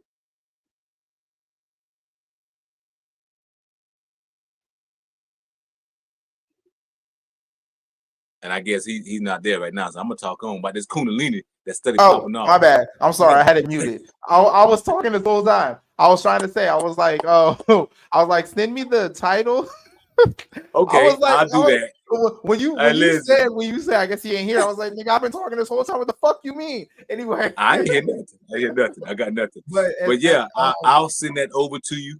Yes. That's no problem. So what I'm gonna do is I'm gonna type up the whole show notes. I'm gonna send it to you as well, so you can attach it to your video on your platform. So that way you have all the information as well, and that way you don't have to worry about adding all that, doing the research and everything. I'll have that to you. What is today? Saturday, I think. Today's Saturday. Monday. Yeah. I'm gonna have it to you by tomorrow, because tomorrow when I get off work, I'm gonna go ahead and work this episode. Okay, that sounds good. I'll go ahead and I'll send that to you on email. To your email address, and then boom. And after that, I'm gonna work on the commercial. And once I'm done with the commercial, I'm gonna go ahead and send that to you, so you have it for your reference as well. That way, I don't have to worry about sitting here and posting up this motherfucker all the time. Every time that I'm like, yo, real quick, we're gonna take a quick pause. And that catch way you me on Thursdays. You know what I'm saying? That way you ain't gotta worry about doing that, because I already got you speaking about it already. Cuz I already got you speaking about it. And today's episode, you went more in depth with it, so I can combine the two. We have a full whole commercial. I'm gonna add some little animations and everything. So boom, I'll send that to you as well, so you have it for yourself as well. Hey, you know how I am. Man, you know I appreciate that creativity that you do, bro. Hey, like I can call you, and that's what I love about the team that's around me. You know, when I have an idea, I can just call someone and say, man, I got an idea to do da. And they be like, yeah, just shoot me the information. I got it. And then boom, they send it back to me. I'm like, God damn right. Hey, I mean, that's what about having a team. That's since I was young, I always said, I was like, look, I feel like this world would be a better place if we all worked as gears of a clock. I'm like, we all have things that we are working at. Okay, you flashing us. Talk that shit. Okay, talk that shit. Look at you banging on us, cuz. Look at you banging on us.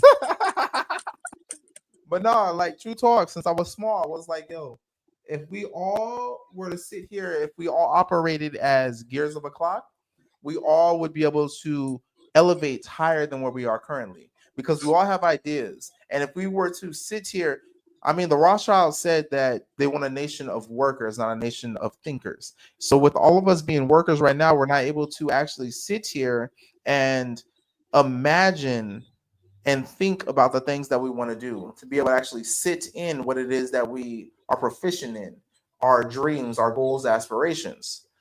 We are sitting here thinking about how we can make money rather than what we can do to make this place better. And with that, when we all sit down and think about what it is that we love to do, because you've all heard the saying, if we all do what it is that we love to do, we will never have to work a day in our lives. And with that impossible, what I want to say is, the things that you think of, there's always somebody who is able to bring that to fruition. And if there's something that I can help with, I've been drawing and all that stuff since I've been young. I'm a very poetic individual. I'm able to, how do I say this? you know what, fuck text. I'm able to make people see what it is that I'm saying based off of being able to describe what it is that I'm saying, so they can see, feel, and smell what it is that I'm saying. And I have to get back to that. I've been so focused more on what is going to possibly bring income, what is going to help my family, rather than what makes me happy. And this is the reason why I look at individuals that they say have disabilities, which I think this is what I'm gonna cover next week. Those with disabilities are not special. They are normal. I feel like that's the way that we're supposed to be, because the way that they operate makes the world a better place, because they're doing what they love. And when you do what you love, you will perfect that. And the issue is the fact that we normal individuals feel that we need to try and perfect everything. We need to be a master of many crafts. When in all honesty, we need to master a certain craft. We need to be that gear in the clock to be able to work together with all the other gears to make everything go accordingly. That is the way that I feel. Now, I know there was some people on the podcast before who were like, I feel that when you say I feel, that means that you invalidate everything that you said. Nah, one thing that I've learned is a lot of other species, they are envious at the fact that we have emotions that we can feel. So us being able to feel things is ultimately a superpower compared to other individuals, because other species do not feel the way that we feel. The way that we Let me ask feel you a is question. our imagination. Oh, go ahead. Let me ask you a question. What if we were neurological pathways of the divine mind? Because the divine mind can't feel. Mm-hmm. But are we So not all sent here as a collective being, as multiple realities, to make sure that we have the most? So I don't want to use the word that we're debating about in this, but to make sure that we have the most experiences. And one of the experiences that we need is to be able to feel. I don't necessarily agree with that, because feelings can be manipulated. I can Feelings can manipulate be manipulated, but how are you going to learn if I you don't feel anything? Again, feelings can be manipulated. Your presence will not be. Your presence cannot So be manipulated. I may have a particular, in my presence, have an emotion that I don't react to. My feelings gonna cause me to react. I'm gonna have a different mental state when I'm emotional. I got it in my feelings, because I feel a certain way. I'm not knocking that. I have a question. I'm not knocking your feelings.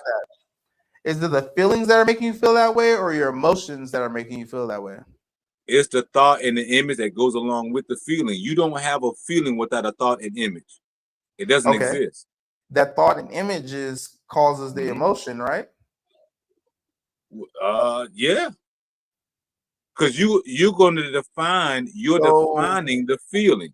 So you're defining the emotions lead to the feelings.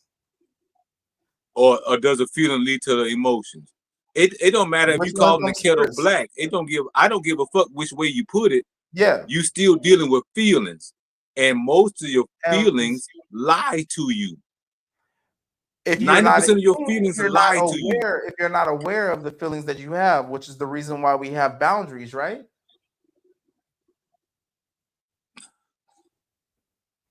We have boundaries based upon what we experience that we do no longer like, right? That's why we got standards and boundaries. Hold on, wait a minute. That's why we got standards and boundaries, right? Yo, come on. Let's do this, my guy. I thought about this. But so that's why we got standards and boundaries, right? All right. Okay. Now, when I replace those things with principles and values, then what happened? Now you're putting something of importance above those. So am I feeling or being emotional based upon my principles and values? Yes, because your I am. feelings. I feel that you are, because in order for you to See? value something, you have to feel a type of way towards that. No. I'm able to observe without being emotional. Remember, seeing is not observing. You could see something and not Mhm. realize what's in front of you. The observance is the evolution of the seed. To be able Now, to observe. I have a question. I have a question for you. How do Go you ahead. attain? How do you obtain your values and beliefs? No, I didn't say beliefs. I said principles Okay. and values. Okay. Well, how do you Because obtain your so many values? people are gonna have multiple. Well, you learn your principles based upon, again, what I stated before, your cultural standards, your Okay. spiritual harmony, the thing that allows you to be one with the divine. So we're talking And that about comes being from gods where? and goddesses. So you stand you stand and live in that divinity. And that What? comes from where? It comes from within. You don't know you God? Okay. Now, in order for you to understand that, what do you have to go through? Look, bro, I I don't do that. mean, I don't do that. I don't do that. If the motherfucker that's on here doesn't yeah, understand their own divinity, then get the yeah. fuck out of here and you should go somewhere else. Okay? That ain't what I'm doing. That ain't what I'm doing, bro. That ain't what I'm doing. If you gotta break it all the way down to that point, that means Yeah. they're not doing their self-work. That means they're not doing their own research. That means I Mhm. can't give you this shit in no fucking bag, man. I Nobody understand that, gave me this shit. but what I'm Nobody gave saying me this is, shit.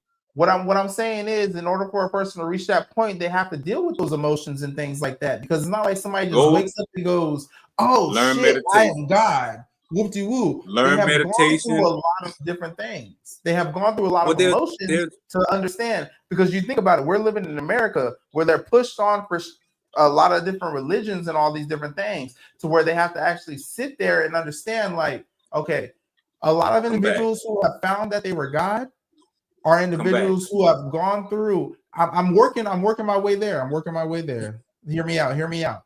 A lot of individuals who have reached a point to where we're like, I am God. They have realized that a lot of the teachings that are being forced upon them has no ending. Once they start taking all of those religions and putting it together and understanding that they are connected, and to where it all ties back to them, that's when they actually get the understanding that they need to look within, rather than constantly taking what everybody else is saying and taking that as in word. So when they are sitting there and they're just like, yo, this, and this, it all leads back to self. I need to look in within self. They have gone through a crap load of emotions and questions to their priests, and whatever the fuck else that was ever in those different religions. There's a lot of emotions that were tied to that. There was a lot of different values and beliefs that were tied to that. Nobody just wakes up and says, "Oh shit, I am God." You understand what I'm Based saying? based upon my studies Yes. have allowed me to alleviate myself from feelings. I have empathy and I have compassion for all. My feelings would kill somebody, man, if I'm not present. Been there. Okay? So I know what feelings is. Now you can go into some alchemy and they tell you that spirit is feelings and emotions is soul. And it's the balance of spirit and soul. It depends on how you dealing with this, man. It got too many levels. You're It you're does. you're you're asking someone who doesn't know a goddamn thing to understand something of very high nature, or if they even interested. This is a self-development. This is self-understanding. Know thyself. And So this if is to know thyself at the very core, you don't understand that you're divine, so Mhm. you just stuck in humanity's mindset. You probably gonna have a difficult problem liberating yourself, because you human. I'm not human. This avatar, I'm having an experience through this avatar. I'm sipping my wine in this go motherfucker go avatar. go. You know what I'm saying? And I'm having a good time in this bitch. I Yes. also know that when I deal with my emotions, it's an alchemical process. So I don't react emotionally. And when I do react emotionally, I say, damn, there was something in there that caused me to react. What was that? It's a self-evaluation. Self-reflection. It's a self-analysis. It's a self-reflection. Hey, let me own that now. And I've always been a person that if you make me angry or I do something out of character, they just show their hand. Facts. So now that you showed your hand, now I know how to I can block your ass off next time you come around this bit. You won't have the same response. So then anybody on TikTok, back. Are you listening? Are you listening? I feel like that right there was for somebody. Yeah, I take that shit back. So I don't even worry about that.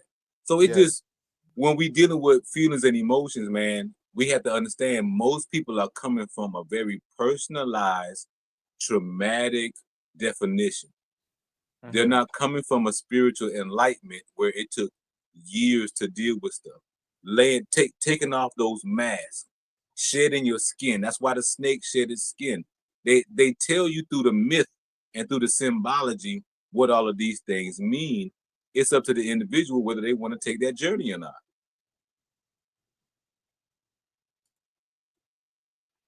We're gonna go ahead and close out, bro. I know we had a good little discussion. I'm gonna hit the gratitude and what you learned. I'm gonna have you close out, boss.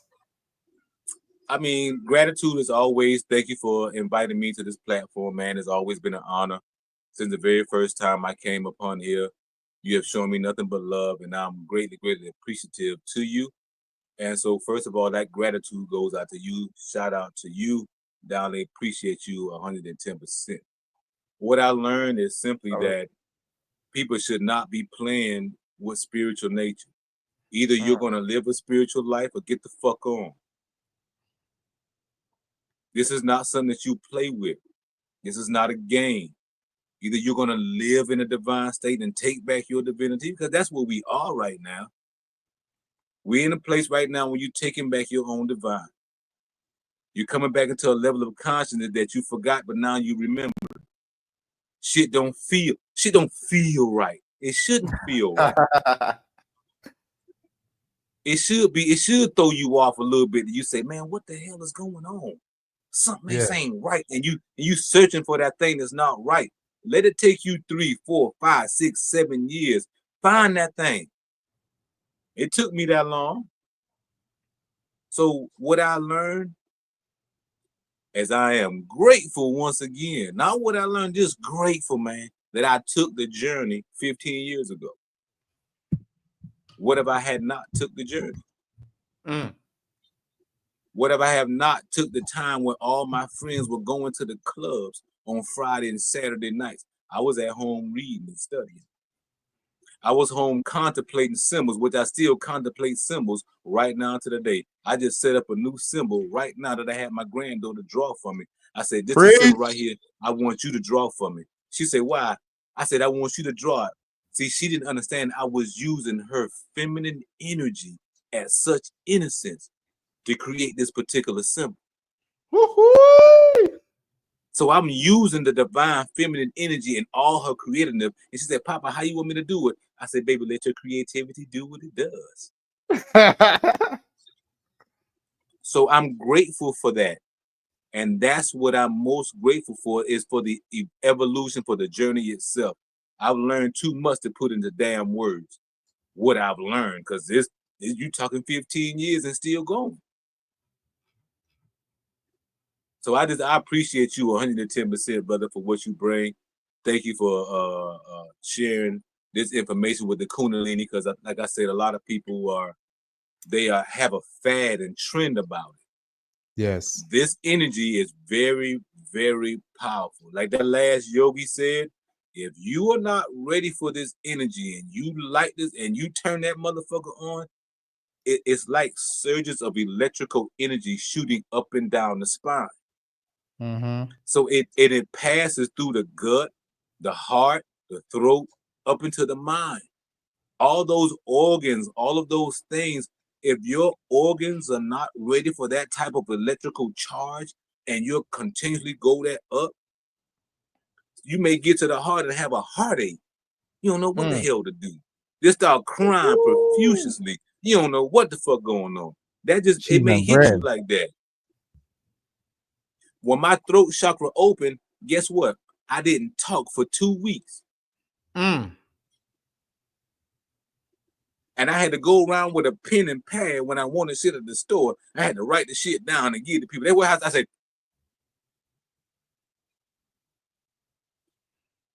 Damn. that taught me how to shut the fuck up with my words and to really get in tune with my internal world. Mm. What the Kundalini is for you, I don't know. It's different for everybody. Yeah. He said there's 112 different ways to get from the Yep. root to the motherfucking top. Man, take a goddamn path and carry your ass on. 112. Take a path. Shit. Woo. Bro, man, you done. Woo.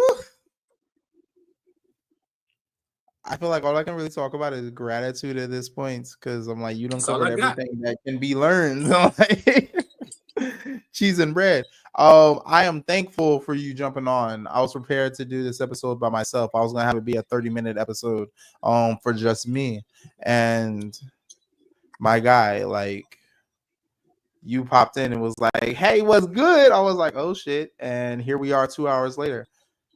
Respect. Thank you for everybody who jumped in.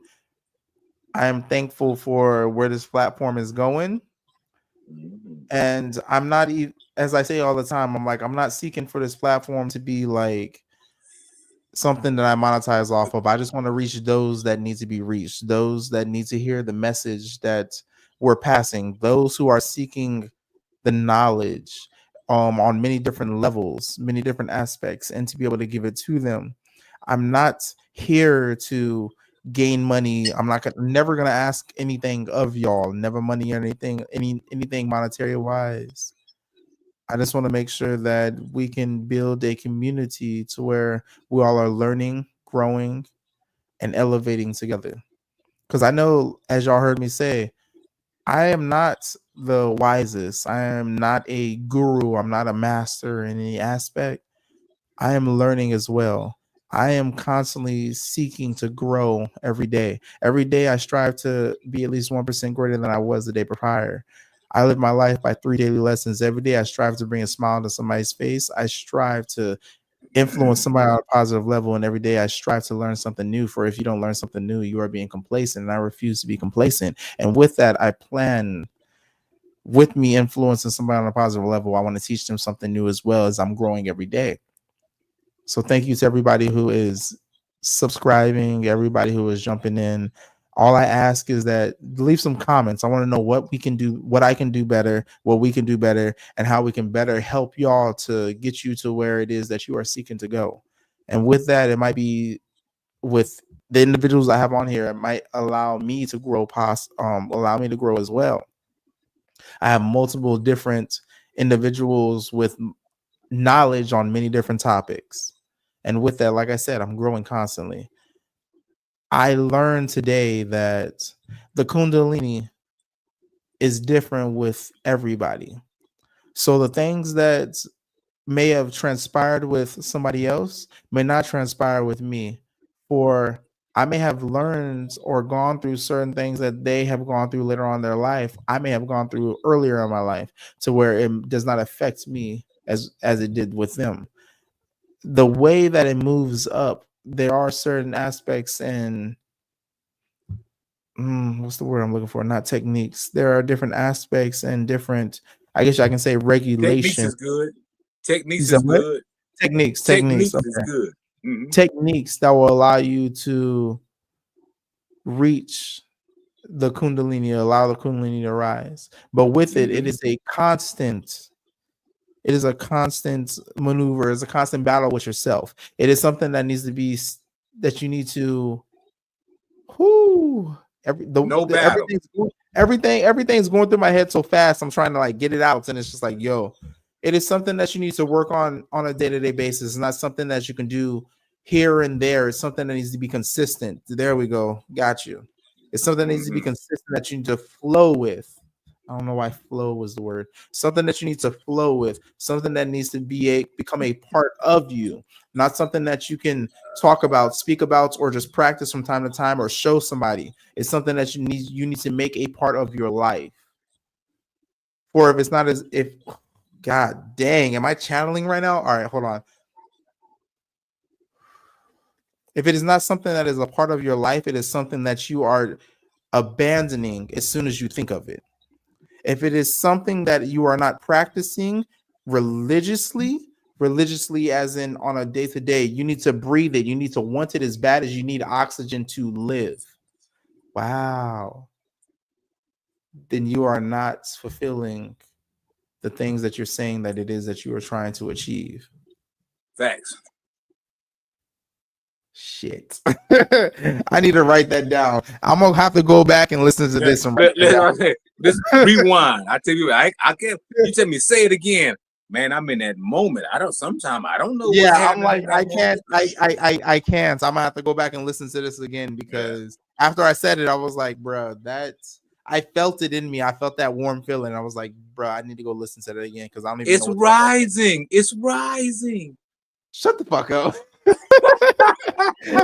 I hate you so much. Like I said, true talk, no lie. I'm giving you a hug tomorrow. I don't care. I don't care how far you are. I don't work tomorrow. I'm giving you a hug. I will travel to you wherever the fuck you are. I'm out tomorrow. Like, yo, no Diddy. I'm like, nah, this nigga deserves a hug. Yeah, I'm out tomorrow. I'm out tomorrow. Okay, all right, cool. I'm giving you a hug. Hey, everybody, I just want to say thank you so much. Once again, y'all can reach out to Impossible. He has a magnificent platform called Talk That Crap. Bro, man speaks about a lot of esoteric knowledge. He is very in tune. Every time that y'all hear me and I say pause, I'm speaking to this guy right here. Gratitude. Pause. Yes, gratitude. He has a lot of knowledge and a lot of things that I speak about. How do I say this? He put me on to a lot of topics that I speak about now in my season 4 of the podcast because of the fact of things that I have gone through in the past. But he has been a mentor towards me on understanding the things that were brought to my attention that I did not fully understand. So with that, I have to say thank you, Impossible. Man, it's a pleasure and an honor, man, to assist others along their growth. You know what I'm saying? To help any person, any individual to evolve. And I participated in that and I was instigating that. Man, it's always an honor. So, blessings to you, brother. Blessings to you and your family. I gotta say real quick, you said that you started a podcast after jumping on mine. I gotta say this. I truly feel that I truly started my podcast and figured out what it was that I found my voice after speaking with you. So the podcast that I had, it was for me to understand the platform that I needed to have. But I found my voice after speaking with you and understanding what it was that I truly needed to do. Man. Okay. Wow. That's an honor, bro. I'm gonna say that because when I met you, I already had a podcast, but I was trying to figure out what it was I need to speak about. And with talking with you, and I gotta give a big ass praise to the individuals who fucked me over in the past because they ultimately allowed me to get in tune with myself. I mean, everybody who enters your life is a lesson. Everybody who enters your life is a lesson or a blessing. And I mean, they were a lesson, but at the same time, I can see the blessing that they were. As much harm that they brought to my family, they also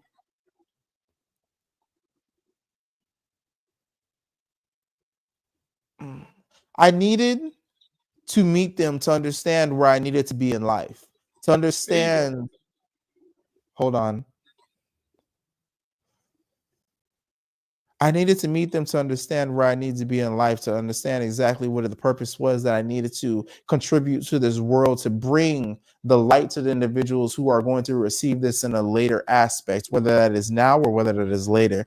I know that even though the things that they have brought to my life, the lessons that they have taught me was to give validation to other individuals who feel that they are ready to give up on life because nobody understands the things that they are going through. The things that I understand now is to be able to allow other individuals to understand and grasp that the things that they are going through, the things that they see, the things that they feel, the things that they smell, the things throughout their senses are not something that needs to be wiped under the rug. It is something they need to embrace, and something that is going to help change the frequency and change the atmosphere of the world. If we are saying we need to make the world a better place, we must stand up collectively and make change based off of the individuals that we are currently, and constantly working to a better person than we are currently, to make sure that we are where we need to be in the future, to actually be able to achieve where it is that we want to see the world to be. Whew. All right, I'm done. And with that, just remember, our ancestors never put anything on the wall that has to do with anything that's sociable, health-wise, yes, family-wise, community-wise. Ain't none of that shit is translated on the wall. So if you want to talk to me about what the text said, not about how the fuck you feel. That's oh, I hate you. Yeah. I hate I take that all day. I All hate you. day. I hate Yeah. you. All day. I hate you. Yeah. No, you know why I hate you, right? You know why I hate you, right? Yeah. In all my episodes, you can go through all my episodes. I always say I feel. I know. And that's why I be laughing. Yeah. That's why I be laughing. Oh, damn. He just feeling. I don't know. He might not know. He might just feel. You cannot hear the finger flick, but it's oh there. Yeah. I actually hear the words that go along with the finger flick, and all laughter and all jokey joke. I can still hear it. I still hear it. It's okay. With all due respect, fuck you. Exactly. I heard